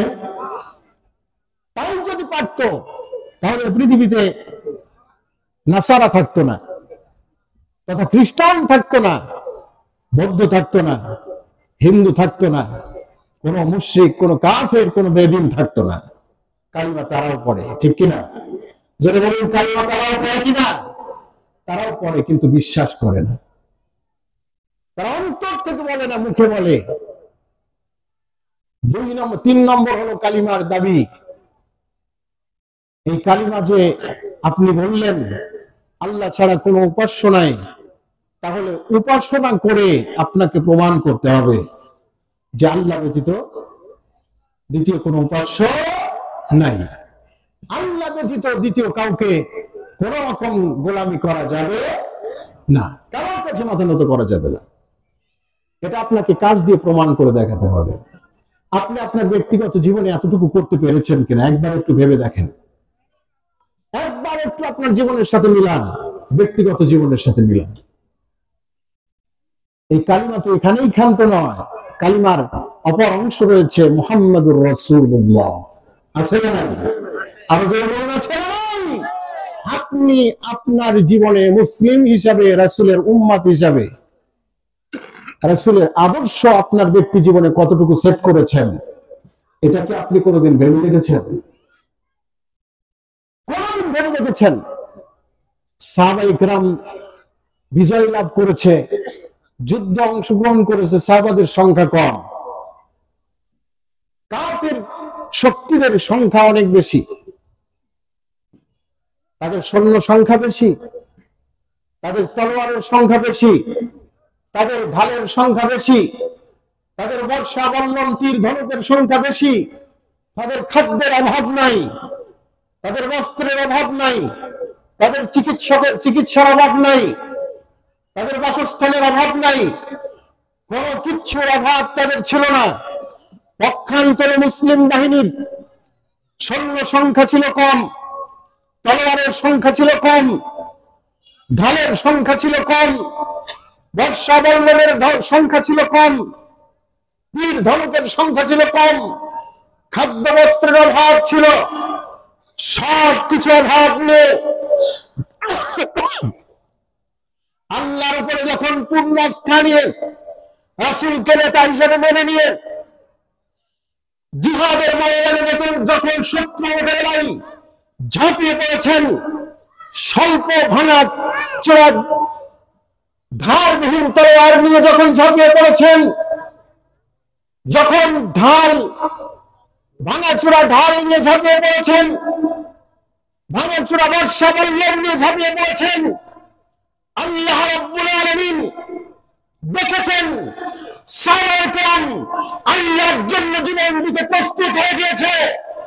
এই সময় আল্লাহ রাব্বুল আলামিন আর দেরি করে নাই, সরাসরি আল্লাহ তাআলা আরশ থেকে সাহায্য নাযিল করেছেন, মুসলিমদের বিজয় হয়েছে।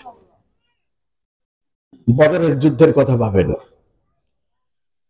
মুসলিম বাহিনী যে স্থানে দাঁড়িয়েছিল, যে জায়গা দখল করেছিল, সেই জায়গাটা ছিল বালু আর বালু।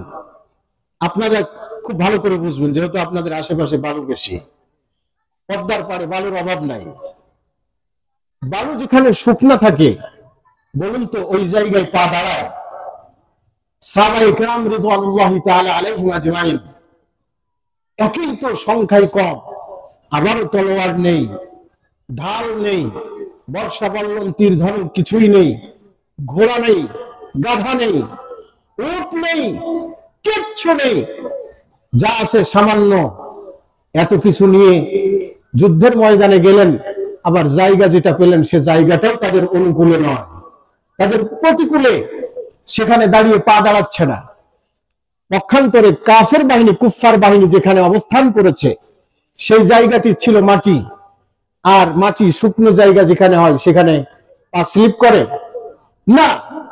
তাদের দৃঢ়, সেখানে তাদের পদগুলো দৃঢ় হয়েছে, মজবুত হয়েছে। সাহাবায়ে কেরাম রিদওয়ানুল্লাহি তাআলা আলাইহিম হতাশ হয়ে গেলেন। রাসূল আকরাম সাল্লাল্লাহু আলাইহি ওয়াসাল্লাম আল্লাহর কাছে বললেন, ইয়া রাব্বুল আলামিন, আমাদের সংখ্যা তো সৈন্য সংখ্যা অনেক কম, কুফফার বাহিনীর তুলনায় আমরা অনেক দুর্বল, কিন্তু আমাদের একটা বিশ্বাস আছে। আমাদের বিশ্বাস হলো যাদের উপরে আল্লাহর সাহায্য আছে, তাদের মোকাবেলায় তাম পৃথিবীর কেউ বিজয় অর্জন করতে পারবে না।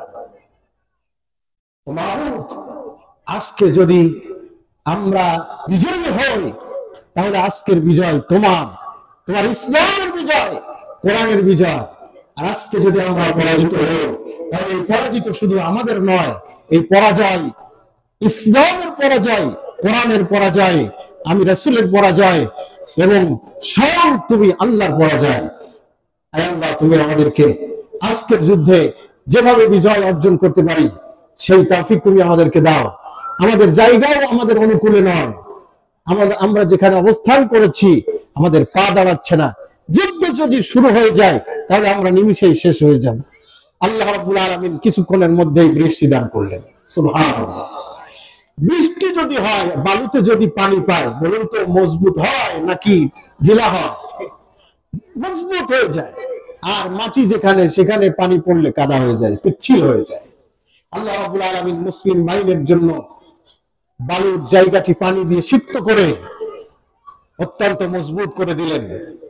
কুফফার বাহিনীর অবস্থানকৃত জায়গায় বৃষ্টি দিয়ে পিচ্ছিল করে দিলেন। যুদ্ধ শুরু হলো। মুহূর্তের বিজয়ের মধ্যে আল্লাহ রাব্বুল আলামিন মুসলমানদের বিজয় দান করলেন। কাফের বাহিনী থেকে 70 জন নিহত হলো, 70 জন আহত হলো, 70 জন বন্দী হলো এবং তাদের বহু উট, তাদের বহু তলোয়ার, বহু ঢাল, বহু খাদ্য, বহু রসদপত্র মুসলিমদের দখলে ছিল। এটা কে দিয়েছিলেন বলুন তো? কে দিয়েছিলেন? আর যারা বলেন কে দিয়েছিলেন? সেই আল্লাহ এখনো আছে না নাই? আর যারা বলেন আল্লাহ আছে না নাই? সেই আল্লাহ যদি থাকে তাহলে সেই আল্লাহর উপরে এখনো যদি সারা বিশ্বের মুসলিম আস্থা নিয়ে রাসূলের সুন্নাহর উপরে অবিচল থেকে রাসূলের আদর্শকে নিজের জীবনে ধারণ করে লালন করে যদি এখনো যুদ্ধের ময়দানে তাকবীর দিয়ে ধাবিত হয়, অগ্রসর হয়, তাম বিশ্বে এমন কোন শক্তি নাই মুসলমানকে পরাজিত করতে পারে। কিন্তু সমস্যা এক জায়গায়, মুসলমানের সেই সাহস তো নাই। তার কারণ যে সাহস মুসলমানকে যোগাবে যে বিষয়টি, সেটাই তো মুসলমানের ভিতরে দুর্বল। তার নাম কি? ঈমান। তার নাম কি ভাই? সবাই জোরে বলুন, তার নাম কি? ঈমান। আজকে এই যে মসজিদের উদ্যোগে মাহফিলের আয়োজন হয়েছে, আমি আপনাদের সামনে মূলত আমার আলোচনা করব এটাই মনে করছিলাম মসজিদ প্রসঙ্গে।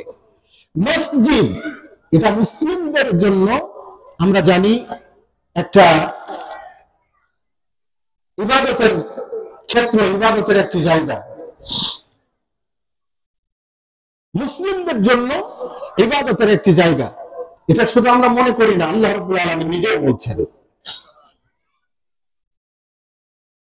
আল্লাহ রাব্বুল আলামিন বলছেন আন্নাল মাসাজিদা লিল্লাহি ওয়া লা তাদউ মা'আল্লাহি আহাদা। তাম পৃথিবীতে যত মসজিদ আছে আল্লাহ রাব্বুল আলামিন বলছেন সব মসজিদ আল্লাহর। সব মসজিদ কার? আর যারা বলেন সব মসজিদ কার? সব মসজিদ হলো আল্লাহ তাআলার। সর্বপ্রথম এই জমিনে যে মসজিদ নির্মিত হয়েছে, আল্লাহ রাব্বুল আলামিন সর্বপ্রথম ফেরেশতা দিয়ে যে মসজিদটি নির্মাণ করেছেন, কোরআনের ভিতরে এসেছে। আল্লাহ রাব্বুল আলামিন বলছেন ইন্না আউওয়ালা বাইতিন উযিআ লিন-নাসি বিবাক্কাতা মুবারাকাও ওয়া হুদাল লিল-আলামিন। এই জমিনে সর্বপ্রথম যে ঘরটি হয়েছে সেই ঘরটি হলো বরকতময় ঘর। এই ঘরটি আর কোন ঘর নয়, এই ঘর হলো বাইতুল্লাহ, কাবা ঘর। সুবহানাল্লাহ।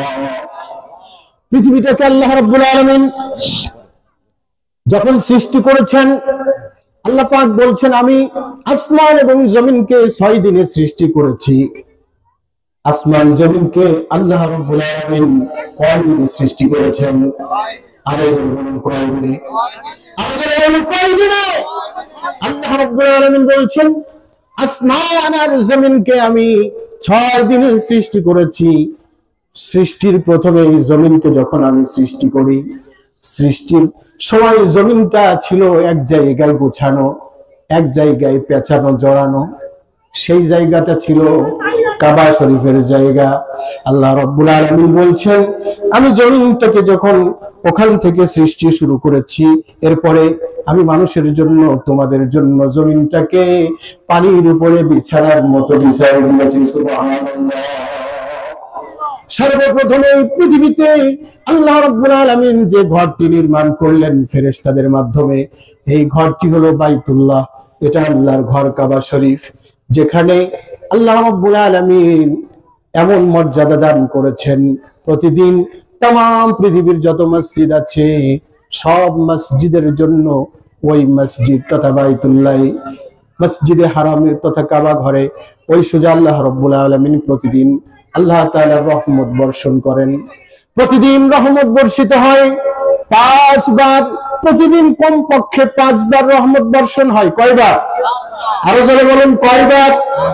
5 বার কমপক্ষে রহমত বর্ষণ হয়। আল্লাহ রাব্বুল আলামিনের হাবিব বলেন, 5 বার যে রহমত বর্ষণ হয়, ফজরের সময় একবার বর্ষণ হয়, জোহরের সময় একবার বর্ষণ হয়, আসরের সময় একবার বর্ষণ হয়, মাগরিবে একবার বর্ষণ হয়, এশায় একবার বর্ষণ হয়। প্রতিদিন 5 ওয়াক্ত নামাজের সময় 5 বার রহমত বর্ষণ হয়। আর এই রহমতের 90% ওই বাইতুল্লাহর উপরে থেকে যায়। সুবহানাল্লাহ। আল্লাহ রাব্বুল আলামিনের হাবিব বলেন, আর মাত্র 10% রহমত তামাম বিশ্বের সব মসজিদগুলোই ভাগ করে দেওয়া হয়। এজন্য তো মসজিদকে রহমতের ঘর বলা হয়। সুবহানাল্লাহ। আর মুসলিম আল্লাহু আকবার সেই ঘরে যেতে চাই না, সেই ঘরে যেতে চাই না। আমরা বহু হাস্যকর ঘটনা শুনেছি। আসলে ঘটনাগুলো যদিও বা শুনতে হাসি লাগে, আসলে বাস্তবতার সাথে অনেকটা মিল আছে। একজনের হঠাৎ একদিন গরু হারিয়ে গিয়েছে। হঠাৎ গরু হারিয়ে গিয়েছে, তো এই গরু খোঁজাখুঁজি করছে। গরুটা তো বাধাই থাকে, যে গরু বাধা থাকে, এই গরু যদি একবার ছাড়া পায় তাহলে সারা এলাকা মাথায় করে নিয়ে বেড়ায়, ঠিক কিনা? তো সারা এলাকা ছুটাছুটি করছে, এখান থেকে সেখানে। মালিক ছুটছে, কিন্তু গরুর সাথে ছুটে পারছে না। হঠাৎ করে সে পথ হারিয়ে ফেলেছে, এখন আর গরু খুঁজে পাচ্ছে না। হঠাৎ করে কিছুক্ষণ পরে সে দেখছে মসজিদের ইমাম সাহেব গরুর রশি ধরে টানতে টানতে তার বাড়ির দিকে নিয়ে আসছে। লক্ষ্য দেখে খুশি। ইমাম সাহেব তো চরম রাগান্বিত। আরে মিয়া, আপনি আপনার গরু বেঁধে রাখবেন না? আপনার গরুটা আজকে মসজিদের পরিবেশ নষ্ট করে ফেলেছে। আপনার গরু আপনি ছেড়েছেন, আর কোথাও জায়গা পাই নাই, ছুটে মসজিদে চলে গিয়েছে। তো মালিক তখন বলছে যে আসলে ওর তো বুদ্ধি নাই, ওর বিবেক নাই, এই জন্য মসজিদে গিয়েছে। আমাকে কি কোনো মসজিদে দেখতে পেয়েছ? আমাদের অবস্থা হলো এমন, আমরা মুসলমান, নিজেকে মুসলিম বলে দাবি করতে অহংকার, গর্ববোধ করি। আশ্চর্য ব্যাপার। বাস্তব কথা হলো, আসলেই যদি আমাকে কেউ মুনাফিক বলে, কোন চিন্তা ভাবনা ছাড়া আগে তার নাকে একটা বক্সিং মেরে দেব। কথা ঠিক না বেটি? কথা ঠিক না বেটি? অথচ বিবেচনা করলে, যাচাই বাছাই করলে দেখা যাবে আমার ভিতরে মুনাফিকের যত আলামত আছে সবগুলো আমার ভিতরে আছে। আমি আমাকে মুসলিম বলে পরিচয় দিতে গর্ববোধ করি, আমি আমাকে মুমিন বলে পরিচয় দিতে গর্ববোধ করি, আমি আমাকে মুনাফিক হিসাবে পরিচয় দিতে লজ্জাবোধ করি, অপমান বোধ করি। কিন্তু ভাইরা আমার, আমাদের অবস্থা কি? আমাদের কি অবস্থা? যাই হোক, যে কথা বলছিলাম, মসজিদ হলো রহমতের ঘর। এক হাদিসে এসেছে, যতক্ষণ পর্যন্ত কোন বান্দা মসজিদে অবস্থান করে ততক্ষণ পর্যন্ত আল্লাহর রহমত তার উপরে বৃষ্টির মতো বর্ষণ হতে থাকে। সুবহানাল্লাহ। ফেরেশতারা তার আমলনামায় নেকি লিখতেই থাকে, নামাজের অপেক্ষা করে। এক হাদিসে তো এটাই এসেছে, আল্লাহ রাসূল বলছেন, যখন কোন মুক্তাদি মসজিদে ঢোকে নামাজের জন্য বসে অপেক্ষা করে, এই অপেক্ষার বিনিময়ে আল্লাহ রাব্বুল আলামিন নামাজের সওয়াব দান করবেন। সুবহানাল্লাহ। সম্মানিত ভাইরা, এই মসজিদ কত দামি জায়গা, মুসলিমদের জন্য কি দামি জায়গা মসজিদ। এই মসজিদকে তো বাইতুল আমান বলা হয়। বাইতুল্লাহর অপর নাম হলো বাইতুল আমান। যখন ইসলামী রাজ কায়েম হয়নি, নবী আকরাম সাল্লাল্লাহু আলাইহি ওয়াসাল্লাম এখনো নবুয়ত লাভ করেননি, তখনও মক্কায় রেওয়াজ ছিল কোন অপরাধী যদি পালিয়ে বাইতুল্লাহ আশ্রয় নিত, তাকে আর শাস্তি দেওয়া হতো না, তাকে ওখান থেকে ধরে বের করা হতো না, মাফ করে দেওয়া হতো। নিরাপত্তার ঘর। আল্লাহু আকবার, আল্লাহু আকবার। তাম বিশ্বের সব মসজিদগুলো এই মসজিদের শাখা। মসজিদের সঙ্গে যারা অভদ্রতা করবে, মসজিদের সাথে যারা বেয়াদবি করবে, আল্লাহ রাব্বুল আলামিন তাদেরকে কঠিন থেকে কঠিন শাস্তি দান করবেন। আপনারা জানেন, এই বাইতুল্লাহ পৃথিবীর মানচিত্র থেকে মুছে ফেলবার জন্য অনেকেই যুগে যুগে ষড়যন্ত্র করেছিল।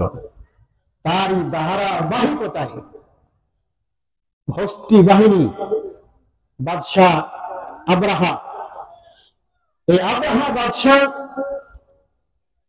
তার এলাকায় কাবা শরীফের অনুরূপ একটা ঘর নির্মাণ করলো।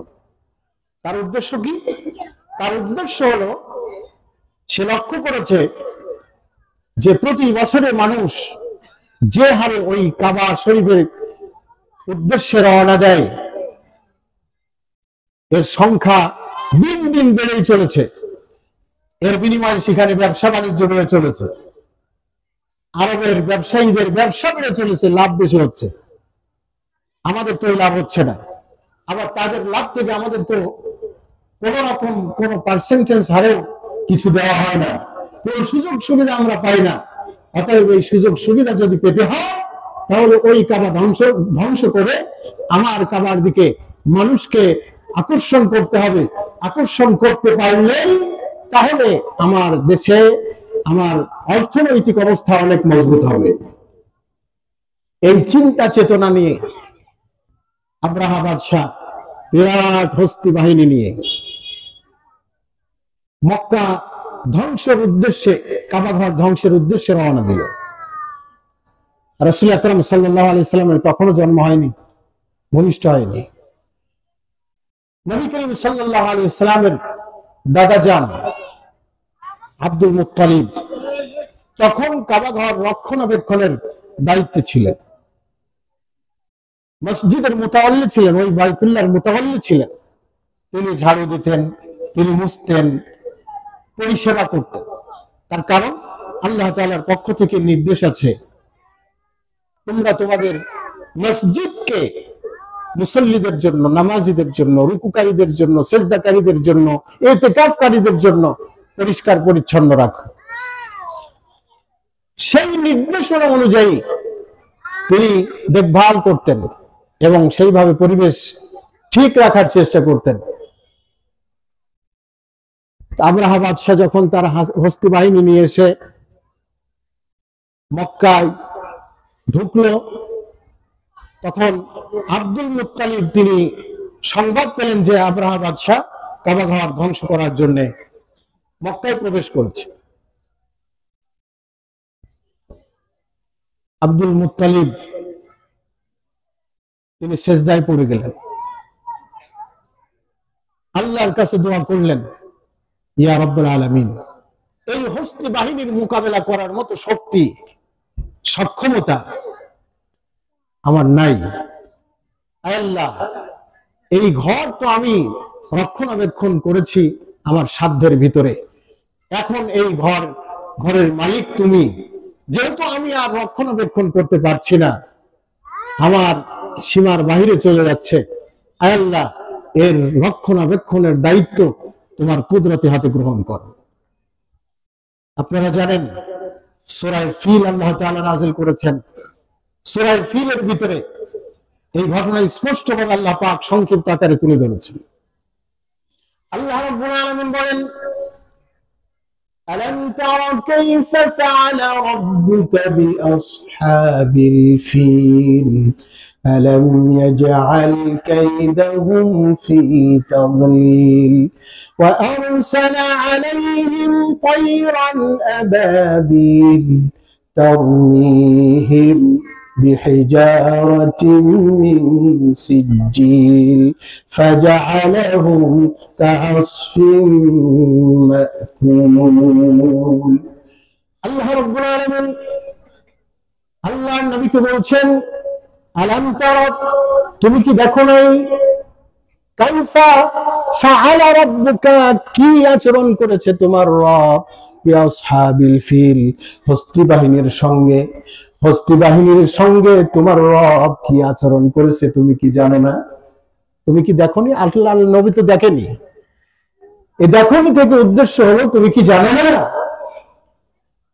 আল্লাহ রাব্বুল আলামিন তারপরেই বলছেন কি আচরণ করেছেন সেইটা, আলাম ইয়াজআল কাইদাহুম ফি তাযলিল, তোমার রব কি তাদের সেই ষড়যন্ত্র নস্যাৎ করে দেয়নি? তাদের সেই ধ্বংসযজ্ঞের এই চরম ষড়যন্ত্রকে তোমার রব কি নস্যাৎ করে দেয়নি? আল্লাহ রাব্বুল আলামিন এরপরে বলছেন, আরসালা আলাইহিম তায়রান আবাবিল, যখন হস্তি বাহিনী কাবা ঘর ভাঙার জন্য কাবা ঘর রশি দিয়ে বেঁধেছে, রশি দিয়ে বেঁধে রশিগুলো হাতির পায়ে বেঁধে দিয়েছে, হাতি টান দিবে ভেঙে যাবে। আল্লাহ রাব্বুল আলামিন ধৈর্য ধরেছেন, দেখেছেন কি করে, দেখছে এই মুহূর্তে তো হাতিগুলো টান দিবে। আল্লাহ রাব্বুল আলামিন হাতির সব দেহের শক্তি নস্যাৎ করে দিয়েছেন, হাতিগুলো ওখানে শুয়ে পড়েছে, আর উঠছে না। মারধর শুরু হয়েছে, মারধর করার পরেও হাতি যে উঠবে, দাঁড়ানোর সব ক্ষমতা কেড়ে নিয়েছেন কে? আল্লাহ রাব্বুল আলামিন বলছেন, আমার প্রিয় হাবিব, আমি তাদেরকে ধ্বংস করার জন্য কোন পারমাণবিক অস্ত্র ব্যবহার করিনি, আমি তাদেরকে ধ্বংস করার জন্য কোন তীর ব্যবহার করি নাই, আমি তাদেরকে ধ্বংস করার জন্য কোন বর্ষা ব্যবহার করি নাই, কোন বল্লম ব্যবহার করি নাই, কোন তলোয়ার ব্যবহার করি নাই, কোন কামান ব্যবহার করি নাই।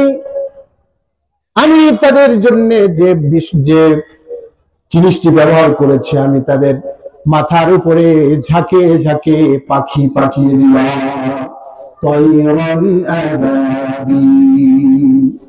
তাদের উপরে আমি এক ঝাঁক পাখি পাঠালাম।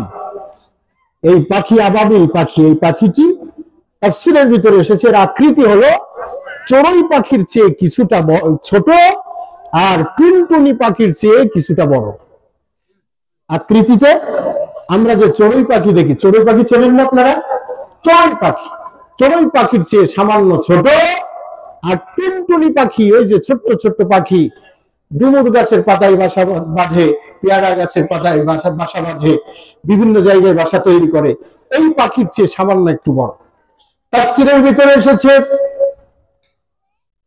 প্রত্যেকটা পাখির আল্লাহ রাব্বুল আলামিন 2টি করে পাথর দিয়েছিলেন, 2টি পাথরের টুকরা পায়ের ভিতরে আর একটি পাথরের টুকরা ঠোঁটে, 3টি করে পাথর নিয়ে প্রত্যেকটা পাখি রওনা দিয়েছে। আল্লাহ রাব্বুল আলামিন যখন পাখিকে পাঠিয়েছে, পাথর নিক্ষেপ করা শুরু হয়েছে। বাদশাহ আব্রাহার হস্তি বাহিনীর সদস্যরা যখন ধ্বংস হতে শুরু হয়েছে, আব্রাহা বাদশাহ তখন পলায়ন শুরু করেছে। তার সেনারাও অনেকেই পলানোর চেষ্টা করছে, পালানোর চেষ্টা করছে। চেষ্টার মধ্য দিয়ে তারা দূরে কিছু বাড়ির ভিতরে আশ্রয় নিয়েছে। ওই বাড়ির ঘরের যে ছাদ, ওই ছাদ গুলো ছিদ্র হয়ে ওই ব্যক্তিদের উপরে পাথরগুলো নিক্ষিপ্ত হয়েছে। আল্লাহ রাব্বুল আলামিন বলেন, وأرسلت عليهم طيرا أبابيل ترميهم بحجارة من سجيل فجعلهم كعصف مأكول। পাখিগুলো তাদের পাথরগুলো নিক্ষেপ যখন করেছে, আল্লাহ পাক বলছেন এই পাথরের মাধ্যমে আমি রব্বুল আলামিন তাদের পরিণতি করেছি কেমন। বান্দা তুমি একটু শোনো, তোমার বাড়িতে যে গরু আছে, যে ছাগল আছে, এই গরু ছাগল গুলো যখন ঘাস খায়, খড়কুটা খায়, খাওয়ার পরে তার পেটের ভিতরে যাওয়ার পরে এক ধরনের গোঘাসি তৈরি হয়। গোঘাসি বলা হয় আমাদের আঞ্চলিক ভাষায়। গোঘাসি মাঝে মধ্যে দেখা যায় গোয়ালের ভিতরে পড়ে থাকে। গরু দিনের বেলায় খেয়েছে, রাতের বেলায় আবার ওইটা মুখের ভিতরে নিয়ে এসে চাবায়, চাবানোর পরে কিছু পড়ে যায়, এটাকে বলা হয় গোঘাসি। এরপরে ওখান থেকে ওটা রিপেয়ারিং হয়ে আবার মলে পরিণত হয়। মলে পরিণত হওয়ার আগে যে রূপটি হয় এটাকে গোঘাসি বলা হয়। বুড়ি কাটার পরে যেটা বের হয় একে গোঘাসি বলা হয়। আল্লাহ পাক বলছেন ওই পাখিগুলো পাথরগুলো যখন নিক্ষেপ করেছে, আমি রব্বুল আলামিন আমার কুদরতি ক্ষমতায় তাদেরকে সব ভস্য করে গোঘাসিতে পরিণত করেছি। একটি হাতিও বেঁচে নাই, তারাও বেঁচে নাই, সব সব ধ্বংস হয়ে গিয়েছে। ধ্বংস কে করেছেন? আরো যারা বলেন কে করেছেন? কাবা শরীফ রক্ষণাবেক্ষণ করেছেন কে? আরো যারা বলেন কে? আল্লাহ তাআলা। ভাইরা আমার, আমরা জানি আমাদের বাংলাদেশ হলো মসজিদের দেশ। আমাদের গ্রামগঞ্জেও আমরা দেখি এক একটা গ্রামে 2টা 3টা 4টা 5টা করে মসজিদ আছে। কেন আছে? আমরা মুসলিমরা মসজিদ বানাতে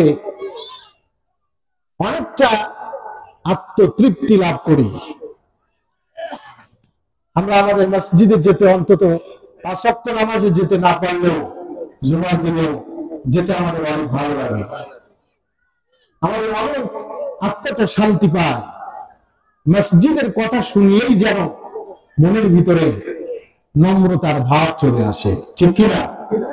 মসজিদের কথা বললেই মনের ভিতরে মায়া সৃষ্টি হয়, মহব্বত সৃষ্টি হয়। বাইতুল মুকাদ্দাস স্বাধীন করার জন্য দেখুন তার নমুনা হলো, বাস্তব নমুনা। বাইতুল মুকাদ্দাস, বাইতুল মুকাদ্দাসকে স্বাধীন করতে গিয়ে যুগে যুগে মুসলিমরা, মুসলিম জাতি তাদের মা বাবা কুরবানি দিয়েছেন, তাদের সন্তানদেরকে কুরবানি দিয়েছেন, তাদের অর্থের কুরবানি দিয়েছেন, তাদের জান পর্যন্ত আল্লাহর রাস্তায় দিয়ে দিয়েছেন, ঠিক কিনা? ভাইরা আমার, হযরত ওমর রাদিয়াল্লাহু তাআলা আনহুর খিলাফত আমলে বাইতুল মুকাদ্দাস তখন মুসলিমদের বেহাতি ছিল। হযরত ওমর রাদিয়াল্লাহু তাআলা আনহু একবার বাইতুল মুকাদ্দাস স্বাধীন করেছেন। জঙ্গি বলা হয় না, জঙ্গি। জঙ্গি শব্দের অর্থ হলো যোদ্ধা। জঙ্গি শব্দের অর্থ কি বলেন? যোদ্ধা। নুরউদ্দিন জঙ্গি বলা হয়, তিনি একজন বিশিষ্ট যোদ্ধা ছিলেন। সমর জ্ঞানে অত্যন্ত পারদর্শী একজন ব্যক্তি ছিলেন, অত্যন্ত জ্ঞানী একটি মানুষ ছিলেন। মুসলিমদের অগ্রণী সেরা ছিলেন একজন তিনি। তিনি এই বাইতুল মুকাদ্দাস স্বাধীন করার ব্যাপারে যুদ্ধে অবতীর্ণ হয়েছেন। এরপরে সর্বশেষ আমরা জানি বাইতুল মুকাদ্দাস স্বাধীন করার জন্য, খ্রিস্টানদের হাত থেকে স্বাধীন করার জন্য সালাহউদ্দিন আইয়ুবী রাহমাতুল্লাহি আলাইহি সংগ্রাম করেছেন, খ্রিস্টানদের বিরুদ্ধে যুদ্ধ করেছেন, জিহাদ করেছেন। ইসলামী ঐতিহ্য যেমন মুসলিমদের ঐতিহ্য যেমন মসজিদ, ইসলামের ঐতিহ্য মসজিদ, ঠিক এটা আল্লাহ তাআলার একটা ঘর। সুতরাং মুসলিম বেঁচে থাকবে আর মুসলিমদের ইবাদতগাহ, আল্লাহর ঘর, এর কর্তৃত্ব বেধর্মীদের হাতে যাবে, এটা হতে পারে? আমি জানি হতে পারে? এখনো পর্যন্ত ওই বাইতুল মুকাদ্দাস স্বাধীন হোক, এটা আমরা কারা কারা চাই? একটু হাত তুলেন তো। আল্লাহ তাআলা কবুল করেন, আমিন বলেন। হাত নামান। বাইতুল মুকাদ্দাস স্বাধীন করতেই হবে। বাইতুল মুকাদ্দাস আজকে স্বাধীন হচ্ছে না। একটু আগে আমি বলেছি শুরুতে, ফিলিস্তিনে 2 লক্ষাধিক নারী পুরুষ নিহত হয়েছে, শহীদ হয়েছে। বাইতুল মুকাদ্দাস স্বাধীন হয় নাই। লেবাননে হাজার হাজার মানুষ শহীদ হয়েছে, ফিলিস্তিন স্বাধীন হয় নাই। কিছুদিন পরে আমরা দেখতে পাবো সিরিয়ায় লাখ লাখ মুসলমান মা বোনদের ভাইদের রক্তে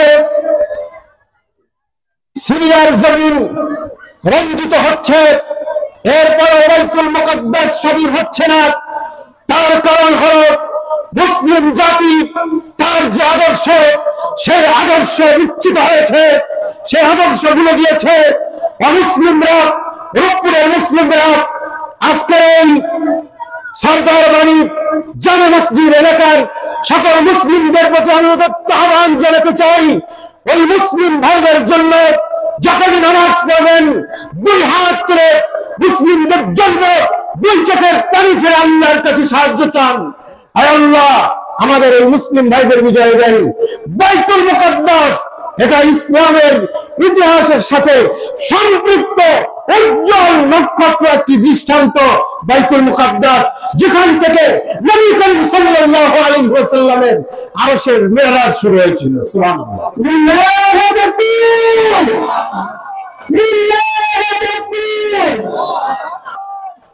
সংগ্রামী ভাইরা, আজকে মুসলিমরা ঘুমাচ্ছে, ঝিমাচ্ছে, সবকিছু ভুলে ইসলামকে বিজয়ী করতে হবে, এটা আমাদের সকলের আশা, ঠিক কিনা? জোরে বলুন, আমাদের সকলের আশা কি? ইসলামের বিজয়। ইসলামের বিজয় হতেই হবে।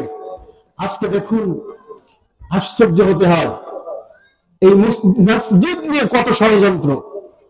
সারা বাংলাদেশে ইতিপূর্বে মসজিদ নিয়ে ষড়যন্ত্র হয়েছে না হয় নাই? ভাই আমার বলুন, হয়েছে না হয় নাই?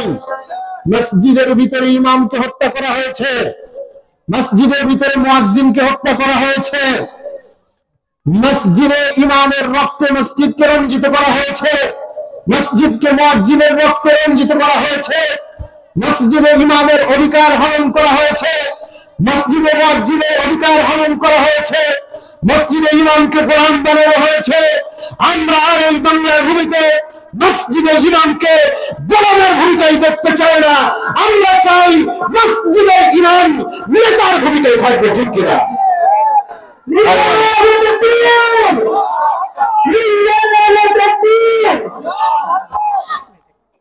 আমরা দেখেছি আমাদের বাংলাদেশ পার্শ্ববর্তী রাষ্ট্র ইন্ডিয়াতে বড় একটি মসজিদ ছিল, যেটাকে মন্দির বানানো হয়েছে। মসজিদটির নাম কি বলেন তো? সবাই বলেন, মসজিদের নাম কি? এই বাবরি মসজিদ নিয়ে বাংলাদেশে লং মার্চ হয়েছে না? এখানে অনেকেই আছেন সেই লং মার্চে অংশগ্রহণ করেছিলেন। সংগ্রামী ভাইরা, ভারতে মুসলমান নেই তা নয়, ভারতে মুসলিম আছে, কিন্তু তারা সংখ্যালঘু।